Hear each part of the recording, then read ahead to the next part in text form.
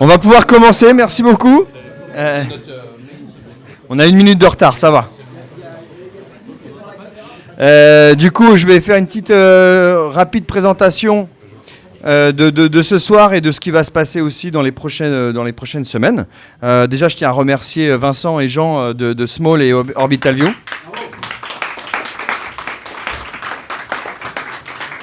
Alors, je vais d'abord dire l'actualité, après je présente très rapidement les intervenants, et puis après je vais laisser parler, je pense que ça sera très intéressant. Donc juste la petite actualité de Level Up, on va enregistrer un générique le 12 mars prochain.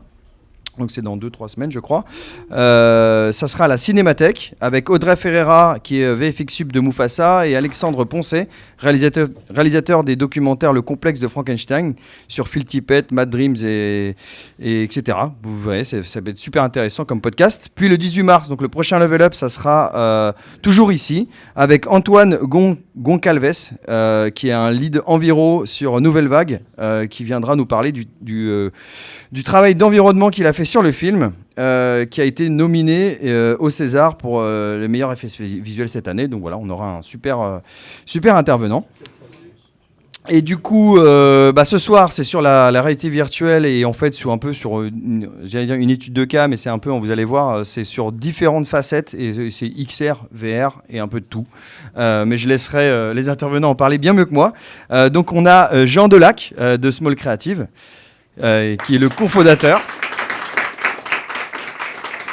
Donc, qui est cofondateur de Small Creative et qui est Creative Technologist, si je ne me trompe pas. Vincent Rieuf, qui est chercheur à Orbital View. Donc, on va le faire en 2 temps. Donc, il y aura d'abord Vincent qui va faire une conférence de 30 minutes et après avec des questions-réponses. Et puis après, Jean qui va aussi faire 30 minutes, des questions-réponses et peut-être après des questions globales. Et on pourra continuer, bien évidemment, les questions autour d'un verre, comme d'habitude. Voilà, merci beaucoup. Merci bien. Ok, bonsoir à tous. Merci d'être venus nombreux, salle pleine. Ça fait plaisir. Je viens dans le cadre de la société, représenter la société Orbital Views. Moi, je m'appelle Vincent Rieuf. J'ai pas mal de casquettes, mais essentiellement, je suis designer et réalisateur. Aussi un petit peu auteur de temps en temps, et je travaille dans une équipe. D'ailleurs, il y a Marius qui est avec nous, lead développeur et TechArt, auquel vous pourrez poser des questions, si jamais vous avez des questions un peu plus techniques. En tout cas, voilà mes rôles un petit peu chez Orbital Views, qui est un studio de réalité virtuelle, et je vais vous parler un petit peu aujourd'hui de notre manière de faire les choses, c'est-à-dire qu'est-ce que c'est que le métier et la production en XR, et globalement, notre manière de faire ce métier-là, parce qu'il y a plein de sociétés qui le font, et la manière dont on voit les choses et dont on reproduit des réalités pour nos utilisateurs, parce que c'est bien l'enjeu, c'est de créer des endroits nouveaux, des endroits dans lesquels on peut avoir une expérience humaine. C'est un petit peu dans le grand schème de la production audiovisuelle, c'est un petit peu la différence qui incombe nos métiers, qui différencie nos métiers des autres, c'est que nous, on n'a pas de cadre de caméra, c'est un ensemble. C'est-à-dire qu'à partir du moment où le casque est posé sur la tête, on est projeté dans ces environnements-là. Et donc, la notion de cadre, elle s'évapore un peu. Et donc, il faut travailler avec ces choses-là, ce qui n'est pas une mince affaire, vous allez le voir. C'est un petit peu de ça dont je vais parler. Donc, on va parler un petit peu de notre façon de créer, finalement. J'ai un tout petit disclaimer, j'ai pas mal de vidéos dans ma présentation. Donc, on va passer pas mal de temps à regarder des choses, mais je pense que c'est assez intéressant parce qu'il faut voir les productions, quoi.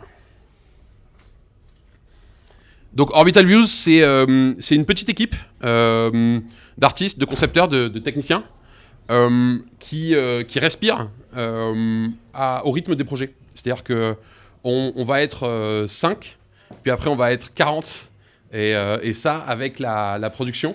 Donc c'est un studio, on a un studio à Paris avec des locaux qui sont hyper larges parce qu'il faut pouvoir déambuler, il faut pouvoir prendre l'espace, posséder l'espace.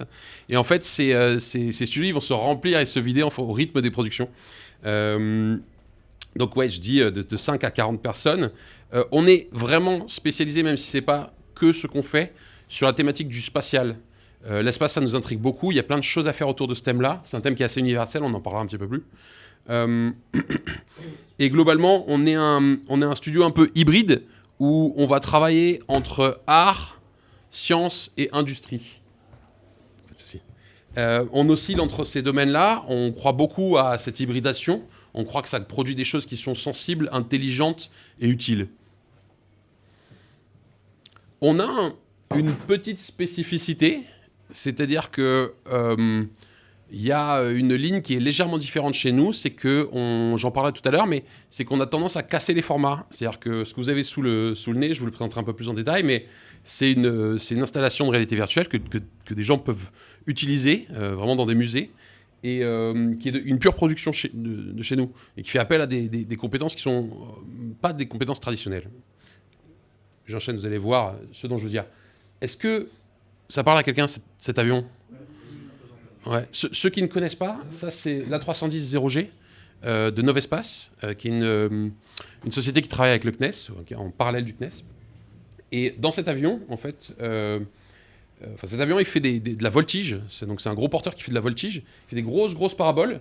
Et dans cet avion, pendant 22 secondes, on peut avoir l'impression ou l'illusion que la gravité disparaît.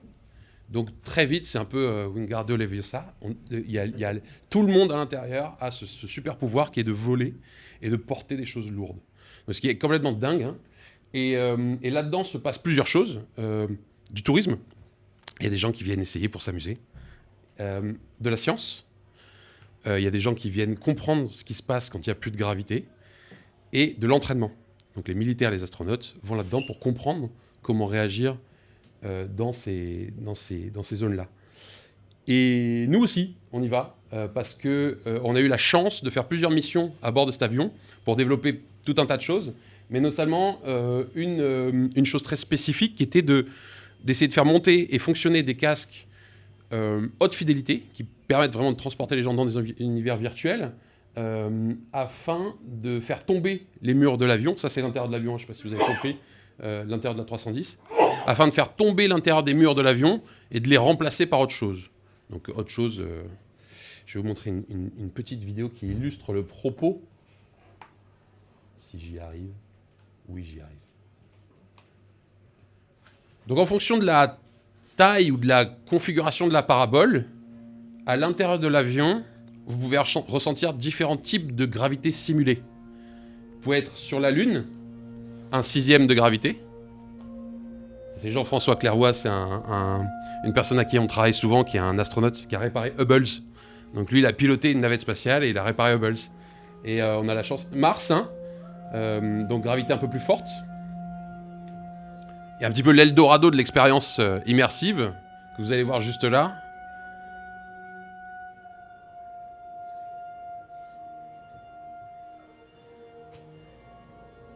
Voilà, zéro gravité.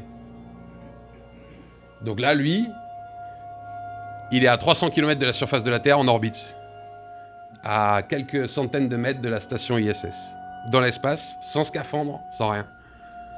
Donc c'est une expérience qui est extrêmement forte et qui illustre bien ce que je veux dire quand je dis casser le format.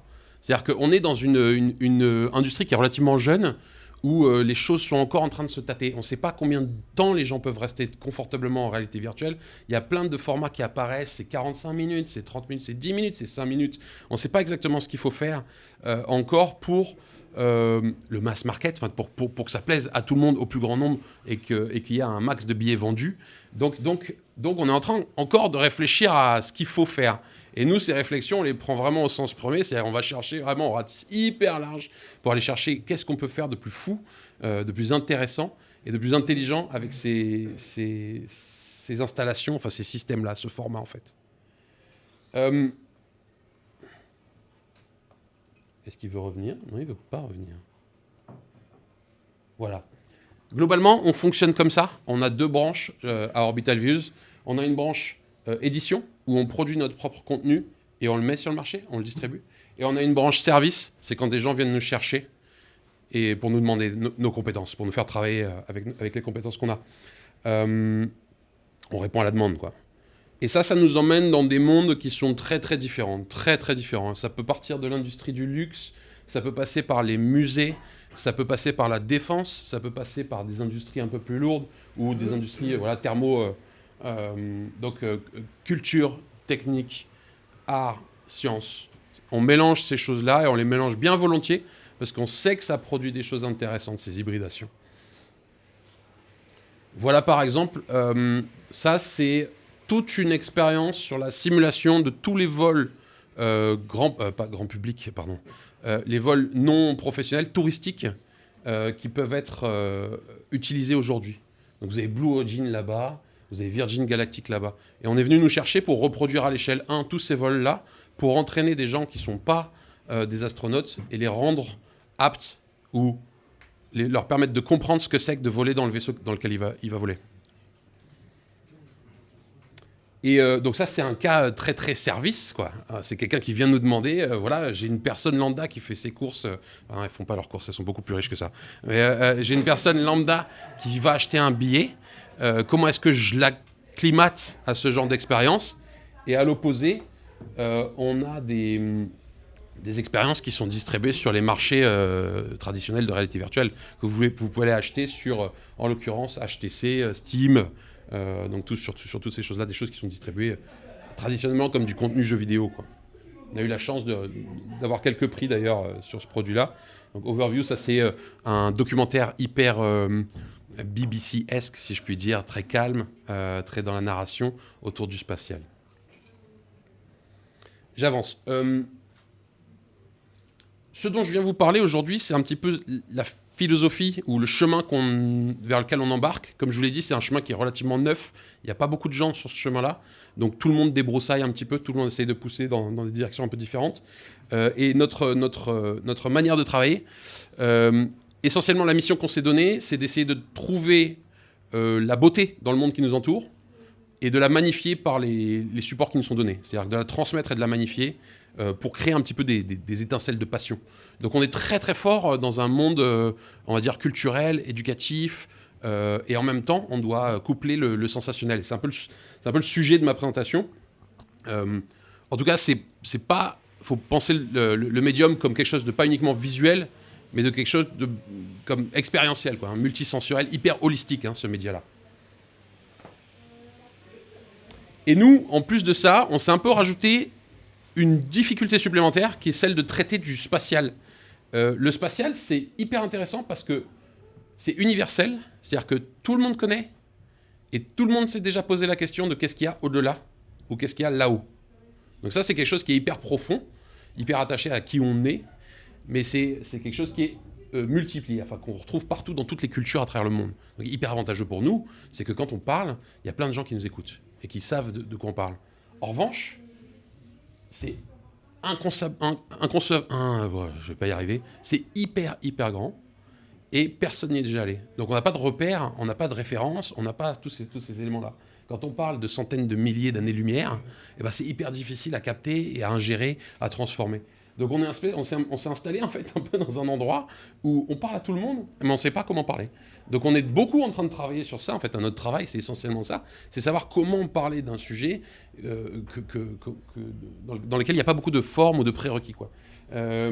Donc traduire ça en une expérience que le corps, à l'échelle humaine, peut vivre. Comment est-ce que je fais pour que toi, tu puisses vivre une explosion, une supernova qui mesure tellement grand que c'est difficile à concevoir, quoi. Mais avec le corps, il faut le faire vivre avec le corps, puisqu'on a l'opportunité de faire vivre ces choses avec le corps. Donc est-ce que je vous transforme en géant? Est-ce que je fais que les choses vont très vite? Et donc ça pose beaucoup de questions. Mais en tout cas, la technique, là, c'est notre approche, c'est qu'on va plutôt chercher l'émotion et l'expérience comme un objectif, et la technique vient en support moyen. Ce qui nous emmène des fois dans des R&D pas possibles, hein. On est obligé de couper court à des développements, et c'est un petit peu la tension dont je vais vous parler aujourd'hui. Nouvelle difficulté, nouvelle couche de difficulté, parce que ça fait plusieurs paliers que je vous présente. Celui-là, c'en est un nouveau. Il y a une grosse différence, un gros delta entre la finesse de notre perception en tant qu'humain et entre ce que les machines sont capables de reproduire en termes de réalité.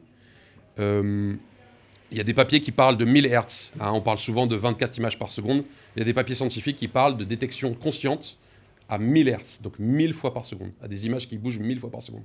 Ce sont des papiers de recherche, c'est dans des cas très particuliers, mais on sait que la perception humaine, elle est aussi fine que ça. D'accord ? Là, l'idée, c'est que on doit reproduire une réalité complète, crédible, sur des architectures toutes petites, puisqu'on est passé sur des casques qui sont standalone, dit standalone, sans machine, sans ordinateur, qui sont des architectures similaires aux portables. Hein. On utilise les mêmes puces que ce qu'il y a dans les portables pour simuler des réalités humaines. Ça, c'est un énorme challenge. C'est un énorme challenge. Pourquoi ? Parce qu'il faut produire 72 images dans l'idéal, 72 images par œil, 2 fois 72 images sur une plateforme de cette taille-là. Okay ? Donc ça veut dire quoi ? Ça veut dire que concrètement, on ne peut pas vraiment reproduire la réalité. On ne peut pas vraiment reproduire la finesse du monde qui nous entoure. Ça veut dire quoi ? Ça veut dire que donc, par conséquent, on est obligé de tricher. Et là rentre un petit peu le zeste de ce métier-là, c'est qu'il va falloir diriger l'attention. Il va falloir trouver des subterfuges. Il va falloir bien communiquer avec notre machine qui fabrique les images et la réalité qui entoure la personne qui est à l'intérieur du casque. Et ça, c'est tout un set de compétences très particulières, assez relativement nouvelles, mais qui adresse la grande thématique de l'illusion, en fait. Hein. C'est comment je fais pour qu'une personne s'y croie. Donc, je vous passe les détails, mais globalement, on a plusieurs moyens de tricher ou de faire penser à la personne qui est à l'intérieur de l'univers qu'elle est vraiment là. Et ça passe, je vous ai fait une petite liste, hein, par le fait qu'il y a aussi du son. Donc on peut beaucoup envoyer de son. Le fait que on écrit les choses, on scénarise les choses. Donc on emmène l'attention d'une personne d'un endroit à un endroit. Je vous rappelle que la trace de l'œil, hein, il n'y a plus de cadre. Hein, il n'y a plus de vrai cadre au sens cinématographique. Donc la trace de l'œil, c'est la trace du corps. C'est la trace de la pensée, c'est la trace de l'être, quoi. Donc ça, c'est un peu difficile à appréhender. Et donc la scénographie, l'optimisation, hein, l'idée d'avoir des choses qui fonctionnent très bien, des effets qui sont très visuels, mais qui sont à très bas coût. Et j'ai mis quoi ? Le rythme, et les méthodes de design émotionnel sur lesquelles je reviendrai tout à l'heure. Est-ce qu'il veut bien passer à la suite ? On est sensiblement software et hardware agnostique, essentiellement parce que le cœur de la société, elle s'est créée autour de chercheurs, de gens qui sont compétents et dans les sciences humaines et dans la technologie. Et donc on travaille très bien sur Unreal, on travaille très bien sur Unity en ce moment, c'est sur Unity. Unreal, on adore. Et c'est la même chose sur les headsets, sur les casques, les casques de réalité virtuelle. Vous avez les 3 game changers du moment là devant vous, le Pico 4 entreprises, le Quest 3 et le Focus 3, qui sont les 2 casques dites de haute qualité et qui permettent surtout une chose, c'est de faire passer beaucoup de gens à une échelle industrielle, entre guillemets, ou de la taille de l'industrie du spectacle, quoi. C'est-à-dire qu'on peut faire rentrer et sortir beaucoup de gens avec ces casques-là. Ah. Il a pas l'air d'être d'accord. C'est chamanisme. Et c'est ça dont je vous parle là, c'est-à-dire qu'on produit plein de types d'expériences, dont des expériences qu'on appelle des expériences en roaming ou des expériences collectives qui se passent sur des grands espaces. Vous avez plusieurs personnes connectées au même univers en même temps, enfin, ou pas d'ailleurs, hein, c'est un des sujets, mais plusieurs personnes dans des casques, dans des grands espaces. Et ça demande une finesse un peu intéressante qui est d'anticiper le comportement. C'est-à-dire si je fais « Attention, derrière vous !» il y a quand même 80% des gens qui vont se retourner. Si je fais passer une ombre au sol, il y a des gens qui vont lever la tête. Et donc l'idée, c'est d'essayer de choper notre cerveau de singe, notre cerveau assez primaire, et de parler à ce cerveau-là. Il y a une analogie d'une personne chez Dassault Systèmes, de David Naon, qui est très intéressant, c'est que la réalité virtuelle, enfin le corps humain, c'est un cavalier et un cheval. Le cavalier, il pilote, et le cheval, il fait un peu sa vie, quoi. Et de temps en temps, le cheval, il va là où il veut. De temps en temps, le cavalier, il arrive à piloter le cheval. L'avantage de la réalité virtuelle, ou l'intérêt de la réalité virtuelle, c'est qu'on peut parler et au cavalier et au cheval. Donc, et aux choses assez profondes humaines, et aux choses qui sont un peu plus accessibles ou, on va dire, conscientes chez l'humain. Et donc, c'est tout l'enjeu dans ces grands espaces, c'est qu'il faut pouvoir dire à une personne qui est une personne en fauteuil roulant, une personne âgée, un enfant à 8 ans qui est hyper excité par la technologie, donc plein de publics très différents, voilà la route, voilà le chemin que tu dois suivre pour maximiser ton expérience, pour avoir tout ce que j'ai créé pour toi se trouve dans cet endroit-là. Et ça, bien sûr, c'est interdit de le dire, sinon on casse tout le spectacle, quoi. Donc il faut le faire ressentir. Et là, c'est un petit peu un enjeu de création de ces choses-là. Donc percevoir et interagir, parce que on parle de perception, on parle de chemin, mais évidemment ces technologies, c'est des technologies interactives. Là, typiquement, c'est un Focus 3. Le Focus 3, le casque, il a un système de hand tracking. Donc on peut permettre aux gens de manipuler, de toucher les choses, d'interagir. Et ça, c'est tout de suite un niveau extrêmement compliqué. C'est-à-dire que j'ai devant moi une tasse de café, il faut que je fasse comprendre à quelqu'un comment il doit l'attraper, sauf que cette personne n'a jamais touché un casque de réalité virtuelle de sa vie. Elle est complètement perdue émotionnellement et cognitivement parce qu'elle est téléportée dans un monde qui est l'espace, par exemple. Et je dois faire comprendre cette simple action qui est de pincer la tasse à des gens très très différents, de cultures différentes, d'horizons très différents. Et ça, en soi, c'est déjà un très très beau challenge, quoi. J'empile les challenges. Vous avez vu que c'est pas un métier qui est simple, mais c'est un peu ça le sujet. C'est-à-dire que c'est de l'équilibrisme. D'ailleurs, ce que vous voyez là, sous vos yeux, vous avez quelques personnes. Elles sont pas toutes dans la même temporalité. Elles sont dans le même espace, mais elles sont pas toutes au même moment dans le monde virtuel qui existe là. Donc ça, c'est un truc un peu subtil à essayer de comprendre. C'est-à-dire que cette personne-là qui pointe à un endroit va pouvoir montrer une petite fusée qui décolle à une personne qui regarde et qui est au même moment, mais va montrer toute autre chose à une autre personne qui est dans cet environnement-là. Donc ça, c'est encore... Enfin, on joue avec... là, on est dans les multiverses. On superpose des univers et des réalités, et il faut essayer de driver les gens à travers cette aventure. Et en fait, pour faire ça, il n'y a pas de secret. En fait, on est obligé d'inventer des outils. On est obligé de simuler des humains. On est obligé de projeter la création dans ces consciences multiples. Vous avez face à vous un outil d'édition qu'on utilise beaucoup pour comprendre qui est où à quel moment. Qui est dans quel utilisateur et dans quelle réalité à quel moment. Et pour essayer de caler un récit narratif et concevoir et imaginer un spectacle qui va fonctionner en termes de business, hein, parce que c'est aussi la clé de ces histoires-là. Donc savoir qui passe quand à la billetterie, hein, c'est hyper important. Et en même temps, comment je raconte mon histoire. Et donc là, on est obligé de rentrer dans tout un système qui est du tooling spécifique à ces métiers. Et ça, c'est pareil, ça n'existe pas. C'est-à-dire que chaque studio a le sien. Il n'y a rien sur étagère. C'est de la R&D.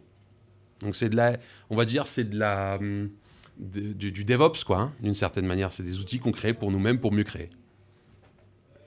Donc conception, optimisation, les règles, enfin ça nous permet de définir notre propre grammaire artistique, quoi. Et ça, c'est un peu le point de départ. Si on veut produire une expérience intéressante, on doit savoir à quel mot parler.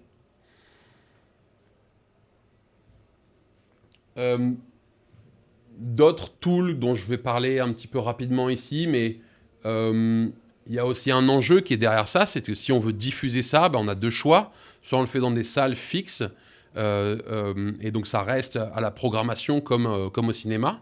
Soit on a un système qui est un système de touring, et donc là on a développé tout un système de touring là-dessus qui permet de se délocaliser et de prendre en fait possession de n'importe quel lieu qui a la surface et l'illumination correcte, quoi. Et ça suppose, c'est pareil, hein, des tools un petit peu R&D. Donc là on parle plutôt d'opération que de création. Mais à l'opération, il y a exactement le même processus. C'est-à-dire qu'on travaille à essayer de comprendre combien de personnes il faut pour encadrer un groupe d'enfants, qui c'est qui fait quoi, à quel moment, ainsi de suite, pour streamliner en fait, ces expériences-là. Donc, qu'est-ce qu'on dit à qui? Quelles sont les interfaces qui permettent de piloter une trentaine de casques ou plus dans ces environnements-là? Donc, c'est un set d'outils qui s'empile un petit peu sur notre travail. Mais ça fait partie du travail du studio, l'opération. C'est-à-dire savoir comment on fait pour mettre des casques sur des gens et qu'ils soient heureux. Ça a un petit peu commencé par ça. Ça, c'est 2019. C'est une expérience très intéressante. Je la mets pour illustrer encore cette notion de format. C'était une expérience hyper multimodale, je vais la dire comme ça, ou multiterminale.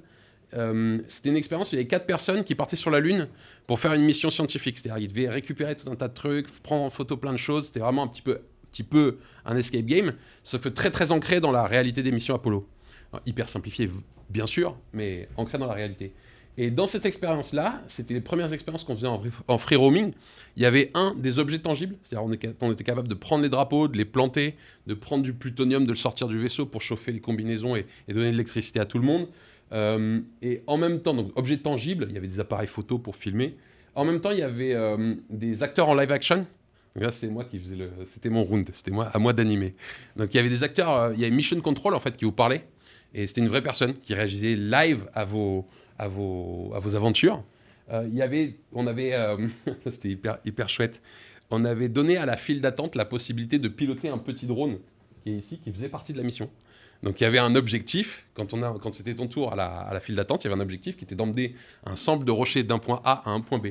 Et ce petit rover, il est ce qu'on appelle colocalisé, c'est-à-dire qu'il est localisé à cet endroit dans le monde réel. C'est un vrai petit rover qui bouge. Et en réalité virtuelle, il a une autre forme, mais il est au même endroit, spatialement, quoi. Et donc ça, c'était excellent pour la simple et bonne raison que ça divertissait tous les gens qui étaient en train d'attendre leur tour. Parce que ce genre de système, ça a créé des files d'attente énormes. Énorme. Nous, on a dû arrêter certains dispositifs parce qu'il y avait 2 heures de file d'attente. Donc, le repenser les flux, repenser tout ça, et dire aux gens de s'en aller, de faire autre chose, quoi. Parce qu'il y a un moment où on ne peut pas bloquer tout un événement ou tout un lieu à cause de ça. Et oui, donc ce genre de petites choses, ce genre de petits gestes, ça attire beaucoup.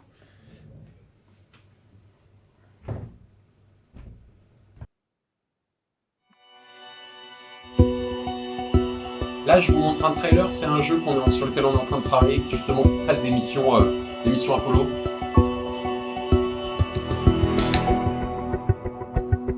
C'est pour vous montrer un petit peu nos productions. Donc là, ce jeu-là, c'est 2 astronautes et 2 contrôleurs.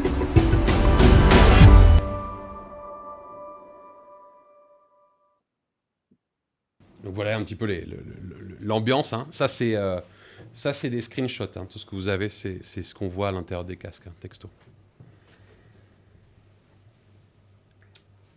Donc, je reviens un petit peu sur cette notion de format.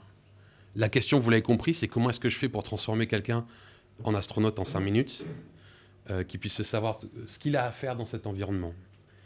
Et on essaye de faire tomber un petit peu ces histoires de limites, ces histoires de brides.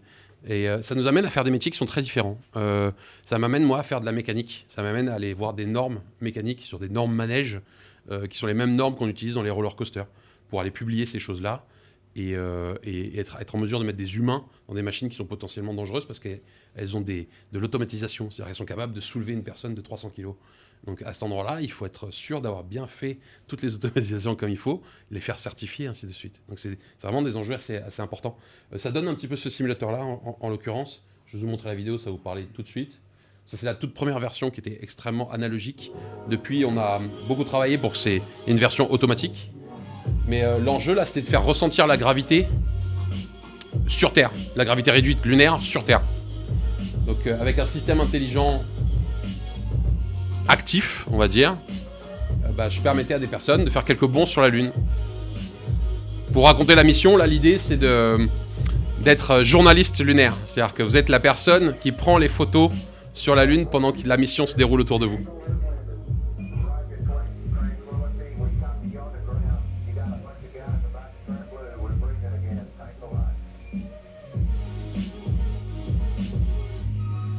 Et hop, 360.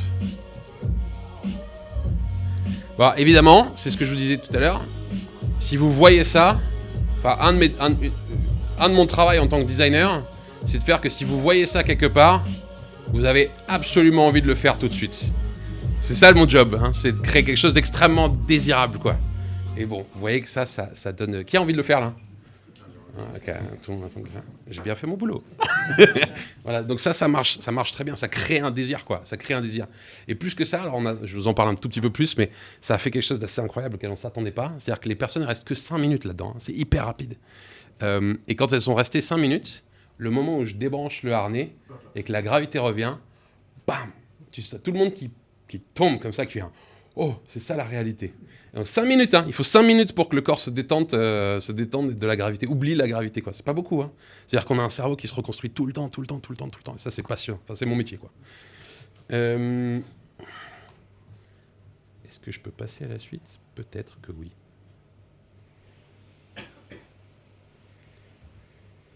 un peu plus traditionnel, mais un peu la même approche. L'idée, c'est de se balader sur la Lune en rover. Donc là, c'est la même chose, c'est que se balader comme ça sur la Lune, ça suffit pas. Il nous faut le retour d'effort, quoi. Pour aller jusqu'au bout du truc, pour être vraiment là-bas, il faut pouvoir sentir les graviers sur lesquels on roule, et il faut pouvoir faire un saut en gravité réduite dans cet environnement-là. Et vous voyez, le petit bonhomme, il est pas bien vieux, hein, donc il faut qu'il comprenne très vite comment se servir de ce système-là. Tout ça, ça m'amène à parler d'une méthode que moi j'emploie très volontiers. Et ça vient d'une réflexion et d'une philosophie qui me précède, hein, qui est le design émotionnel. Et l'idée, c'est de dire, qu'est-ce qui reste de tout ça? Voilà, 5 minutes sur la Lune, il reste quoi? Qu'est-ce qui est essentiel et qu'est-ce qui est important? Et nous, on a décidé que ce qui était essentiel, enfin pour nous, c'était l'expérience humaine, c'est-à-dire les émotions. C'est-à-dire la trace des choses, tout ce qui va rester dans une personne, c'est l'émotion qu'il aura vécue, c'est le moment. Et donc, on en fait un objet de travail principal. C'est-à-dire qu'au tout début de projet, c'est un des premiers trucs dont on se demande, quand on a une demande ou quand on part sur un projet, on se dit, qu'est-ce qu'on veut faire en termes d'émotion? Donc, on fait notre petite liste, on établit ces choses-là, on parle à des gens, on regarde ce qui se fait. On a des processus, je vous parlerai de ça, l'archéologie émotionnelle, c'est très intéressant. Mais l'idée, c'est que c'est un élément, un point de départ. Mais c'est bien gentil d'écrire tout ça sur papier. L'émotion, elle se produit où? Elle se produit dans votre système limbique, dans chacun de vos petits cerveaux à vous. Et moi, ça, j'y ai pas accès. J'y ai accès. Alors, je peux te dire comment vas-tu? Et tu vas me répondre. Donc, j'ai un tout petit peu accès, quoi. Et l'enjeu, c'est d'essayer de comprendre, moi, comment je fais pour avoir accès à ces émotions, pour pouvoir bien les façonner. Donc, c'est un point de départ. Et c'est aussi un point d'arrivée. Mais entre-temps, il y a toujours un petit moment de travail qui est à l'aveugle, qui, je pense, qui est commun à tous ces métiers créatifs qu'on fait ici. Qui est un petit moment où on se dit, on est en empathie avec notre utilisateur, on se dit « Ah, je pense que lui, il va bien kiffer voir ça. » Mais c'est un peu un saut dans le vide, quoi. C'est un peu un saut dans le vide. Je vous engage quand même à regarder les méthodes du design émotionnel, parce que ce saut dans le vide, il le transforme... je dis design émotionnel, pardon, mais il y a de l'ingénierie émotionnelle. Il y a des gens... Les algorithmes, c'est de l'ingénierie. C'est des statistiques, il n'y a plus de subjectivité, il y a de l'objectivité. C'est pas ça qui m'intéresse. Moi, j'aime bien qu'il y ait un peu de sensibilité dans les choses, mais ça m'intéresse quand même un petit peu parce que ça me donne les moyens d'aller poser les bonnes questions aux personnes pour savoir qu'est-ce qu'ils ressentent. Et quand on pousse un peu le vice, qui a été mon métier quand je travaillais en laboratoire pendant pas mal d'années, ça a été de transformer cet objet qui est hyper volatile, qui est l'expérience humaine, qui sont les émotions, le ressenti, en quelque chose d'objectif, d'objectivable. Et ça, donc, malheureusement, la vidéo, si, elle va marcher. Donc, il y a 3 moyens. C'est un micro-cours sur la mesure des émotions. Il y a 3 moyens. Il y a le moyen psychologie, il y a la mesure physiologique et il y a la mesure comportementale. J'ai demandé tout à l'heure comment ça va. Si tu me réponds, je suis en train de faire de la mesure psychologique. Si je te branche des capteurs, un détecteur de mensonges, et je te dis comment ça va, menteur, c'est de la mesure physiologique. Si je regarde ton sourire et que je le mesure avec les fax codes de Ekman, c'est de la mesure comportementale. Donc on a quand même accès à ces choses-là.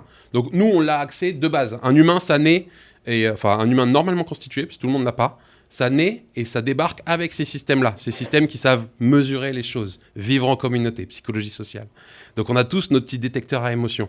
Mais on ne peut pas l'objectiver, on ne peut pas dire oui, ça c'est un peu plus à tel niveau, tel niveau. Il y a des choses pour les objectiver. Je vous montre ça parce que c'est quand même très beau. Ça n'a un peu rien à voir avec ma présentation, mais j'aime bien le montrer. Ça, c'est le système dermal des émotions. Quand un humain il a une émotion intense, forte, positive ou négative, il y a son système dermal qui s'active. On commence à suer des mains. Tout le monde, il n'y a pas d'exception. On commence à suer des mains. Tout le monde un peu différemment, mais tout le monde quand même. Et ça... c'est ce qui arrive. C'est live, ça. Ça, c'est ce qui se passe quand on a une émotion. C'est live. Pas de grand-chose. La sudation, elle arrive très vite. Et donc ça, moi, j'ai travaillé en laboratoire pour mesurer ces choses-là très précisément. Mais c'est juste pour rappeler qu'au-delà du ressenti, notre corps, il se transforme quand on ressent des choses. Voilà. Vous le sentez certainement, quoi. Quand vous tombez amoureux, ça palpite fort. Voilà, ça c'est une réponse physiologique à une émotion. Quand vous êtes dans les phares d'une voiture qui fonce, vous vous bloquez. Ça c'est un problème entre la décision et l'émotion dans le cerveau. Donc il y a plein de réactions. Faut pas oublier que c'est quelque chose qui est très, très charnel, très incarné, quoi. Je vous parle d'un dernier problème de mon travail, qui vient un peu de notre philosophie aussi, qui est créé par la philosophie ou le travail qu'on s'impose. Nous, on a une conviction assez profonde qui est que plus on comprend le monde, plus on a accès à sa beauté. C'est-à-dire que quand on comprend bien les choses du monde qui nous entoure, on est capable d'avoir une expérience esthétique ou d'une intensité un peu plus forte. Okay, ça veut dire que pour vraiment voir des choses belles, c'est intéressant d'aller en profondeur dans ces choses-là.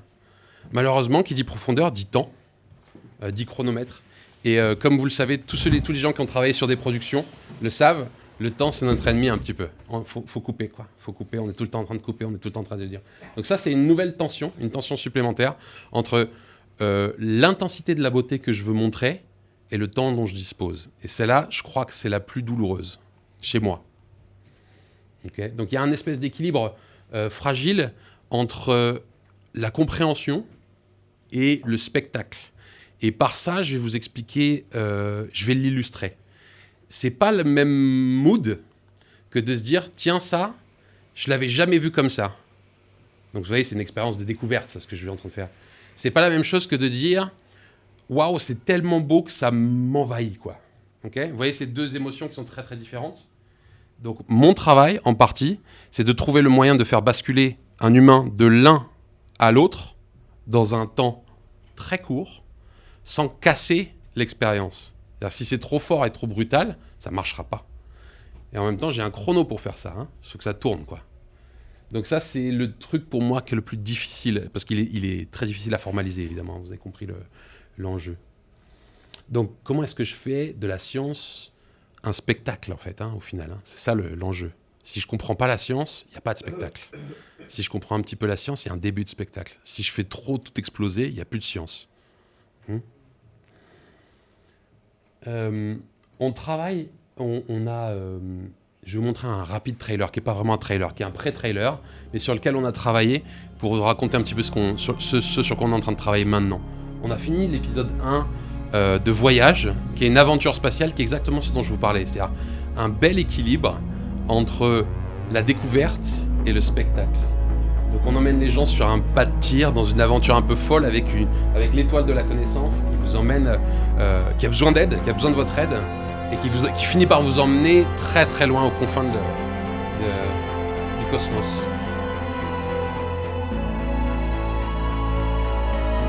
Donc Stella et Nova et Cyrus qui sont vos guides.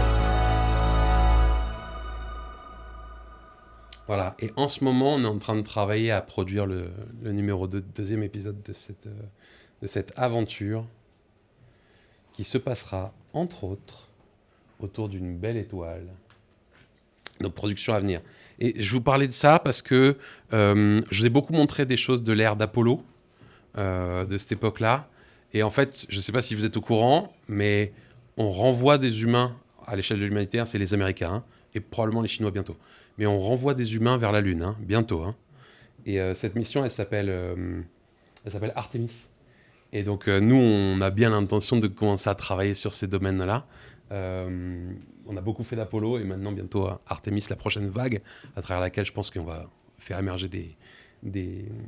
En fait, on travaille déjà avec les industries et les agences spatiales, donc on est un peu au cœur du réacteur. Et ça nous donne bien l'opportunité de faire ce travail dont je vous parlais, qui est de transformer la science en spectacle. La science et l'opération. Vous avez toutes les rêves de Kubrick qu'il a filmé à l'époque pour pouvoir faire celle-là ou pas? On y travaille constamment. Mais, ah oui, je vous ai pas parlé de ça. Laissez-moi vous parler juste de ça. Ça, c'est le truc très chouette. Ici, archéologie émotionnelle. C'est un concept sur lequel on est en train de publier avec des chercheurs.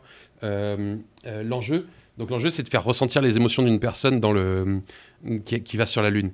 Et ça, tout est documenté. C'est-à-dire que vous avez tous les films, les images, les paroles retranscrites des missions Apollo, minute par minute. Bonnard pour nous. Ça veut dire qu'on peut aller data miner les émotions de ces gens-là au moment où ils les vivent, pour regarder s'il y a des émotions fortes, à quel moment il y a des émotions fortes, et aller les utiliser, aller les voir dans les systèmes de reproduction de missions. Hein. Il y a pas mal de systèmes qui reproduisent ces missions. Aller les voir pour comprendre qu'est-ce qui s'est passé à quel moment. Et c'est génial parce que quand vous faites ça, vous tombez sur les découvertes scientifiques ou les accidents. Donc ça caractérise ces choses-là, on appelait ça un peu l'archéologie émotionnelle, on caractérise ces moments-là et on en fait des inspirations pour nos productions. Et donc finalement, nous, ça nous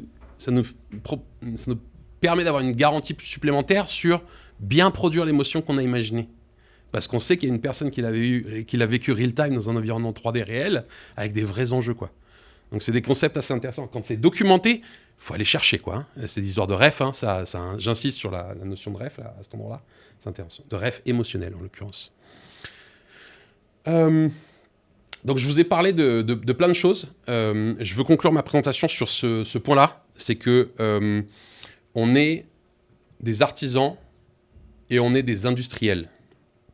On est des artisans parce que comme vous l'avez vu hein, dans nos productions, on essaye de tout casser tout le temps. Globalement, on fait les choses à la main, on remplace les choses, on code, on fait de la mécanique, on est tout le temps en train de tout casser. Et en même temps, on est des industriels parce qu'il faut tailoriser ça. Un pipeline, c'est ça. Un pipeline, c'est une équipe qui passe à travers un processus qu'il est capable de reproduire à l'infini, théoriquement. Donc cette tension-là, ce qui est encore une nouvelle tension, elle fait aussi partie de nos métiers en XR. Elle est très très très forte parce qu'il y a beaucoup de technologie et en même temps il y a beaucoup de choses humaines. C'est-à-dire qu'on est dans des super grands écarts, beaucoup de contraintes technologiques, beaucoup de contraintes humaines. Donc entre le rêve et la mesure, le sensible et le calculable, ça veut dire qu'on est tout le temps en train de se dire ça, ce serait absolument extraordinaire. Est-ce qu'on est vraiment capable de le faire ? Et là, souvent, la réponse est oui. Et après, on s'aperçoit que la montagne est 2 fois plus grosse que ce qu'on avait imaginé, comme tout le monde. Mais ça reste on a ces petits drapeaux, ces petites alertes en nous qui nous parlent tout le temps. Hein. Ce petit démon qui nous dit « Mais vas-y, fais un truc de fou. On va tous les envoyer dans une fusée. » Et l'autre petit truc qui dit « Mais t'es malade. On n'a pas le temps, on n'a pas l'argent. Ça n'existe pas. Il n'y a personne qui l'a fait. » Bon. Des fois, c'est lui qui gagne. Des fois, c'est lui qui gagne. Voilà, je termine ma présentation là-dessus. Merci pour votre attention.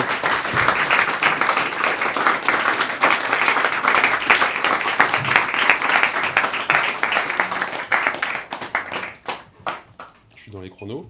Ah, j'ai un peu débordé. Vous avez des questions ?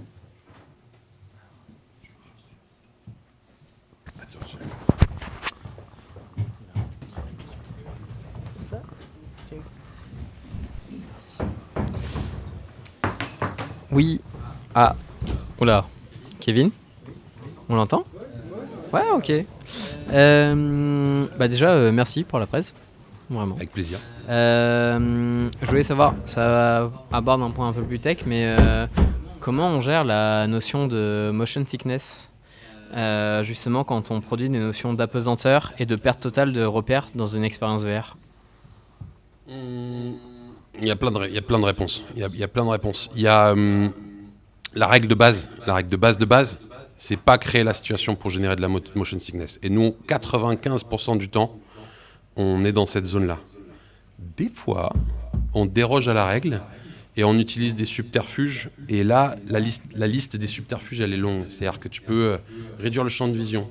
Tu peux créer des repères qui sont fixes. Parce que, pour ceux qui ne savent pas, on crée de la motion sickness, du mal du simulateur, quand on fait déplacer le point de vue de la personne sans qu'elle se déplace réellement. C'est un mécanisme qui date de Homme de Cro-Magnon. C'est si ma vision et mon système vestibulaire, donc ma perception de la verticale et des accélérations, divergent, ça veut dire que je suis empoisonné probablement, donc il faut tout refaire sortir. Petit cours sur la motion sickness. En sachant ça, on peut quand même faire déplacer les gens si on ne dépasse pas des seuils, si on les accompagne par des mouvements liés à un simulateur, si on crée des petits repères dans le monde qui sont à peine visibles, ils sont pas conscients, mais ils sont perçus par le cheval. Je parlais du cheval et du cavalier tout à l'heure. Donc il y a plein de réponses pour ça. Essentiellement, quand je parle de perte de repères dans nos productions, ce sont des repères plutôt culturels. C'est-à-dire que le dépaysement, la taille, c'est plutôt des repères cognitifs et culturels. On joue pas trop avec la motion sickness. C'est pas une bonne idée. C'est un tueur d'industrie, ça. On a longtemps traîné ça. Bon, c'est 15 ans que je fais ce métier-là. On a longtemps traîné ça derrière nous. Ah non, moi je fais pas de VR, ça me rend malade. Non, c'est pas vrai, ça te rend pas malade intrinsèquement, ou alors t'es vraiment particulier. J'aurais un contre-exemple intéressant, mais très particulier. Non, je disais du coup juste à pas truster de tout l'espace, mais j'ai un contre-exemple très particulier et intéressant dans un usage artistique, voire documentaire. Mais c'est très particulier. Tu le présentateur ah, super, ok, génial. J'ai répondu à ta question. Globalement, on oui, pourra en en partie. discuter, si tu veux. Ça ira. Merci. On en discutera Avec après. plaisir.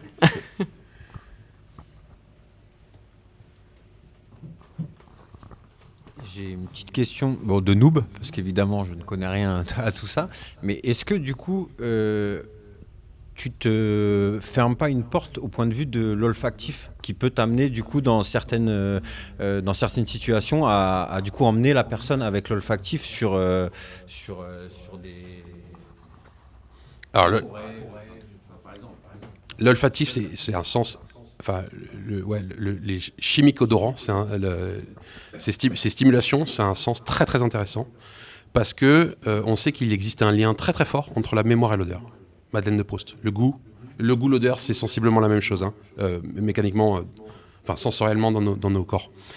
Et malheureusement, la tech est pas là. Enfin, il y en a plein. En fait, il y a plein de machines qui font ça, mais c'est jamais satisfaisant. C'est-à-dire, il y a plusieurs choses, il y a plusieurs problèmes. L'odeur de synthèse, c'est pas forcément agréable. C'est-à-dire que l'odeur de la pluie qui tombe sur du béton chaud, elle est hyper difficile à reproduire. Dans les conditions, enfin, c'est-à-dire, cette expérience-là de la pluie d'été, là, qui est superbe, hein, c'est une superbe expérience, elle est hyper difficile à refabriquer. Mais il y a des gens qui s'attaquent à ça. Il y a un problème majeur à ça, deux problèmes majeurs à ça. La première, c'est qu'une odeur qui a été libérée, il faut pouvoir l'évacuer. Et quand tu libères une odeur, tu la libères dans la pièce. Ça, c'est hyper difficile. À moins de faire un truc, tu vois, qui est juste sur le nez, quoi. Et ça existe. Et le deuxième problème à ça, c'est que ces parfums de synthèse-là, ils vont traverser les plastiques, comme à peu près tout. En fait, les plastiques, il y a beaucoup d'échanges entre les milieux et les plastiques, hein. C'est pour ça qu'il ne faut pas boire dans des bouteilles en plastique longtemps. Les gourdes, hein, c'est parce qu'il y a beaucoup d'échanges. Et donc, finalement, ton plastique, il finit par avoir l'odeur des trucs que tu lui as balancé dessus. Donc, c'est malheureux, mais c'est difficile à produire. Il y a une autre raison un peu plus opérationnelle, c'est que le moins on a de matériel sur ce genre d'opération à haut flux, le mieux tout le monde se porte. Parce qu'un matériel, ça casse, ça plante, ça se démarre pas. Donc voilà. On reste, en fait, on a une tendance à essayer de réduire les choses, quoi. Enfin, j'ai fait un simulateur où on portait quelqu'un sur une structure mécanique, donc c'est pas vrai. Mais c'est cette tension dont je parle là, quoi. Donc ça, c'est une autre bonne raison. Pareil, il y a aussi une autre réponse créative à ce genre de problématique, c'est un peu la synesthésie, enfin si on étend à d'autres choses, c'est de stimuler un sens par un autre. Et donc il y a des choses très scientifiques que moi je connais pas forcément, mais par exemple le goût est très influencé par la couleur, et on peut utiliser de stimuli visuels ou sonores pour faire ressentir du toucher ou plein d'autres choses. Donc en fait il faut essayer d'un peu de stimuler tous les sens, mais on est obligé pour ces problématiques opérationnelles et même techniques de trouver d'autres choses, quoi. J'ai une bonne anecdote là-dessus. J'étais sujet, parce que j'ai travaillé beaucoup en laboratoire sur ces thématiques-là, j'étais sujet d'une expérience qui n'était pas la mienne. Et en fait, on me montrait des fruits 3D en réalité virtuelle, et on me faisait goûter des choses. Et en fait, on me montrait une banane, je prenais un truc dans la bouche, c'était un goût de banane, on mettait une fraise, goût de fraise, pomme, goût de pomme, pastèque, ainsi de suite. Et je sors du truc, et le mec il me dit, en fait, t'es sujet de test, je t'ai filé 5 fois le même goût.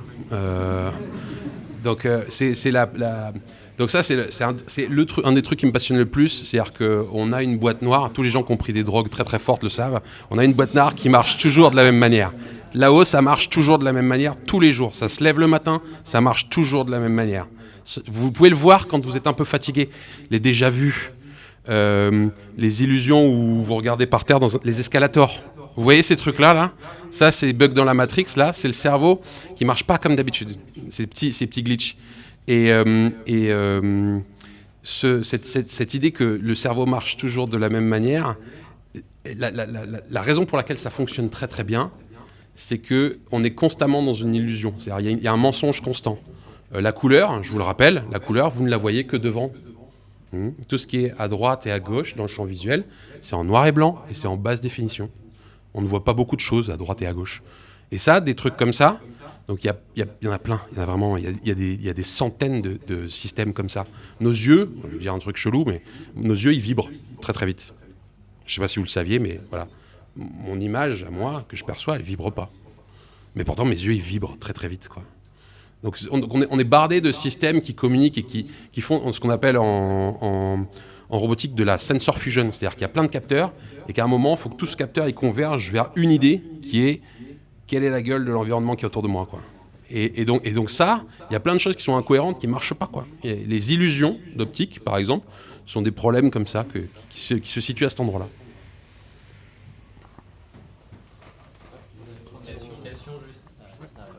Merci, ça va être assez rapide. Juste, j'en ai. Vous avez beaucoup parlé d'émotions. J'étais curieux de savoir si, ou plutôt quel modèle vous utilisez pour mesurer les résultats, les réactions émotionnelles de vos utilisateurs, Alors, de vos expériences. Au quotidien, donc j'ai fait ça pendant 6 ans au laboratoire, moi. Donc j'avais vraiment plein de... Mon job, ça a été de créer une plateforme de mesure des émotions. J'ai fait ça à temps plein pendant 6 ans. C'est mon doctorat, vous pouvez aller regarder. Il y a toutes ces informations-là sur qu'est-ce que j'utilise comme modèle. La réalité terrain, c'est que ces mesures, on n'a pas le temps de les faire. C'est pas qu'on n'a pas le temps. Il y a un, pas le temps, et deux, pas l'envie. Parce que c'est quand même un acte créatif qui est quelque chose de profond, de personnel. Et la mesure objective, pour moi, elle rend pas compte de la complexité des émotions humaines. Donc avant tout, la première mesure que je fais moi, elle est empathique. Et donc, des fois, elle est biaisée. Et des fois, c'est bien, et des fois, c'est nul. Des fois, on n'est pas rentré en empathie avec notre utilisateur, et donc on est à côté de la plaque. Et des fois, on a très bien compris ce qu'il est en train de percevoir et de ressentir, et donc on est avec lui. Moi, je suis là sur les plateaux de test avec Marius, hein, on est là tout le temps, et on connaît tellement par cœur nos expériences qu'on sait exactement ce qu'ils sont en train de vivre. Donc le premier capteur, c'est nous. Le comportement. Hein, quelqu'un qui se baisse pour aller gratter quelque chose par terre, c'est qu'il est déjà plus avec nous. Il est là-bas, quoi. Il est loin, tu vois. Quelqu'un qui sourit, ça se voit parce que nos casques, ils arrivent juste là. Ça se voit. Quelqu'un qui regarde en l'air, c'est quelqu'un qui est déjà sorti de sa zone de confort. Hein, parce que nous, les humains, on regarde pas trop souvent en l'air. Hein. On est toujours un peu la même chose. C'est quelques degrés à droite, quelques degrés à gauche. Ça dépend des gens, mais voilà. Donc ça, déjà, si tu emmènes les gens à avoir des comportements, je dirais que le comportement mental, il est hyper important, quoi. Si tu emmènes les gens à avoir des comportements particuliers, moi j'aime bien faire que les gens soient au ras du sol, quoi, accroupis. Quelqu'un qui a envie de se mettre accroupi, c'est qu'il est intéressé, quoi. C'est un beau marqueur, quoi. Qui se baisse pour esquiver un truc, qui tend la main pour attraper quelque chose. Si tu arrives à engager à ce niveau-là, c'est que tu es plutôt sur le bon chemin. Franck avait une dernière, je pense. Juste une dernière petite question en fait, par rapport justement à l'environnement sonore qui est recréé en fait avec l'image, parce qu'on est dans un environnement complet, je pense. Est-ce que vous spatialisez le son? Est-ce que vous appelez à regarder les gens en leur balançant un son derrière pour leur dire bah tiens regarde par là-bas ce qui se passe? Ouais. Est-ce que vous jouez avec ça? Et surtout est-ce que vous le travaillez de quelle manière? Est-ce que c'est du Atmos? Est-ce que du spatialisé? Comment ça se passe? C'est mon dada. Je suis amateur musicien. Et donc, les couches sonores, j'adore les concevoir. Donc, on utilise des sons spatialisés. Il y a plein de modèles. Mais les casques, là, enfin, notre connaissance à l'échelle humaine, elle est assez avancée pour qu'on arrive à simuler et faire croire que les choses se passent à des endroits. Et c'est assez bien fichu. C'est-à-dire, on a des réverbérations qui changent en fonction des pièces dans lesquelles on se trouve. On a des modèles avec ce qu'on appelle du fall-off. C'est-à-dire que si je suis loin, le son baisse. On a des modèles qui mélangent les sons entre eux. On a des modèles qui font que la stéréo simule la position des sons, même en haut-bas. Ça peut être étonnant, hein, parce que nos oreilles sont plutôt en droite-gauche. Hein. Donc même en haut-bas, on peut même faire percevoir des sons en haut et des sons en bas. Et ça, c'est la grammaire de base. C'est-à-dire, techniquement, on a ces outils-là et c'est vachement bien fichu déjà, quoi. Même si c'est pas parfait, parce qu'on a tous des pavillons d'oreilles différents et que c'est ça, nos sonars de chauve-souris, hein, c'est la forme de nos oreilles. Même si c'est ça, et ça c'est différent chez chacun, donc c'est impossible à simuler. Enfin, je peux pas faire un truc mass product qui marche pour tout le monde, quoi. Mais je peux, parfaitement, mais je peux approcher ça. Et ça donne l'opportunité de faire des choses artistiques très très intéressantes. Je sais pas si vous avez vu tout à l'heure, mais la fusée qui décolle là dans l'épisode 1 de Voyage, on donne l'opportunité aux gens de regarder par le hublot les astronautes qui sont strappés, qui flippent, qui vont partir, les quelques 5 secondes avant qu'ils décollent. Et en fait, au moment où tu t'approches pour regarder, donc je fais appel à la curiosité, au cerveau de singe. Donc ça marche sur 70% des gens, mais pas sur tout le monde. Donc, au moment où la personne elle va regarder par le hublot, en fait, elle pénètre une zone de son dans lequel j'ai mis un son qui s'approche de la sémantique de ce qu'entendrait un embryon humain dans le ventre d'une mère. Donc tu as la possibilité de faire des choses assez extraordinaires comme ça. J'ai aussi un autre endroit assez intéressant, qui est un endroit qui est en bord de précipice. Et les curieux qui vont s'avancer vers ce truc-là, je leur propose, ou je leur impose finalement, un son de vent un peu plus fort. Parce que si t'es allé là, c'est que t'es un peu casse-cou, t'es un peu curieux. Donc je t'en donne. Donc je te donne du vent. Et je vais même pire que ça. Si tu t'approches un peu fort, la structure sur laquelle tu es commence à grincer. Et elle fait genre attention, ça va peut-être se péter la gueule. Donc je vais jouer là-dessus à fond. Moi j'adore ça. Et c'est étonnant la différence que ça fait de rajouter ce genre de son en qualité. C'est-à-dire que vous avez un son sans room tone. Le room tone, je ne sais pas si vous voyez ce que c'est, mais c'est la note que fait une pièce quand elle résonne. Ça s'appelle le room tone. Une pièce vide, vous pouvez enregistrer cette tonalité. Cette tonalité, elle est totalement inconsciente.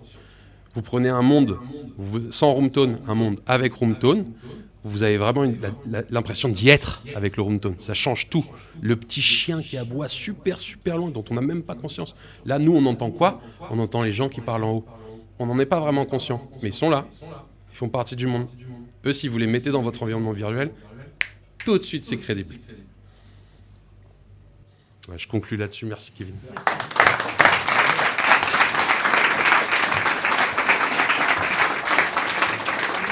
Bah, merci beaucoup. Je laisse du coup Jean prendre la relève. Et voilà. Bonjour à tous. C'est mieux ça. Super. Et ben ça va être intéressant parce que ça va être la même chose mais en différent, j'ai l'impression.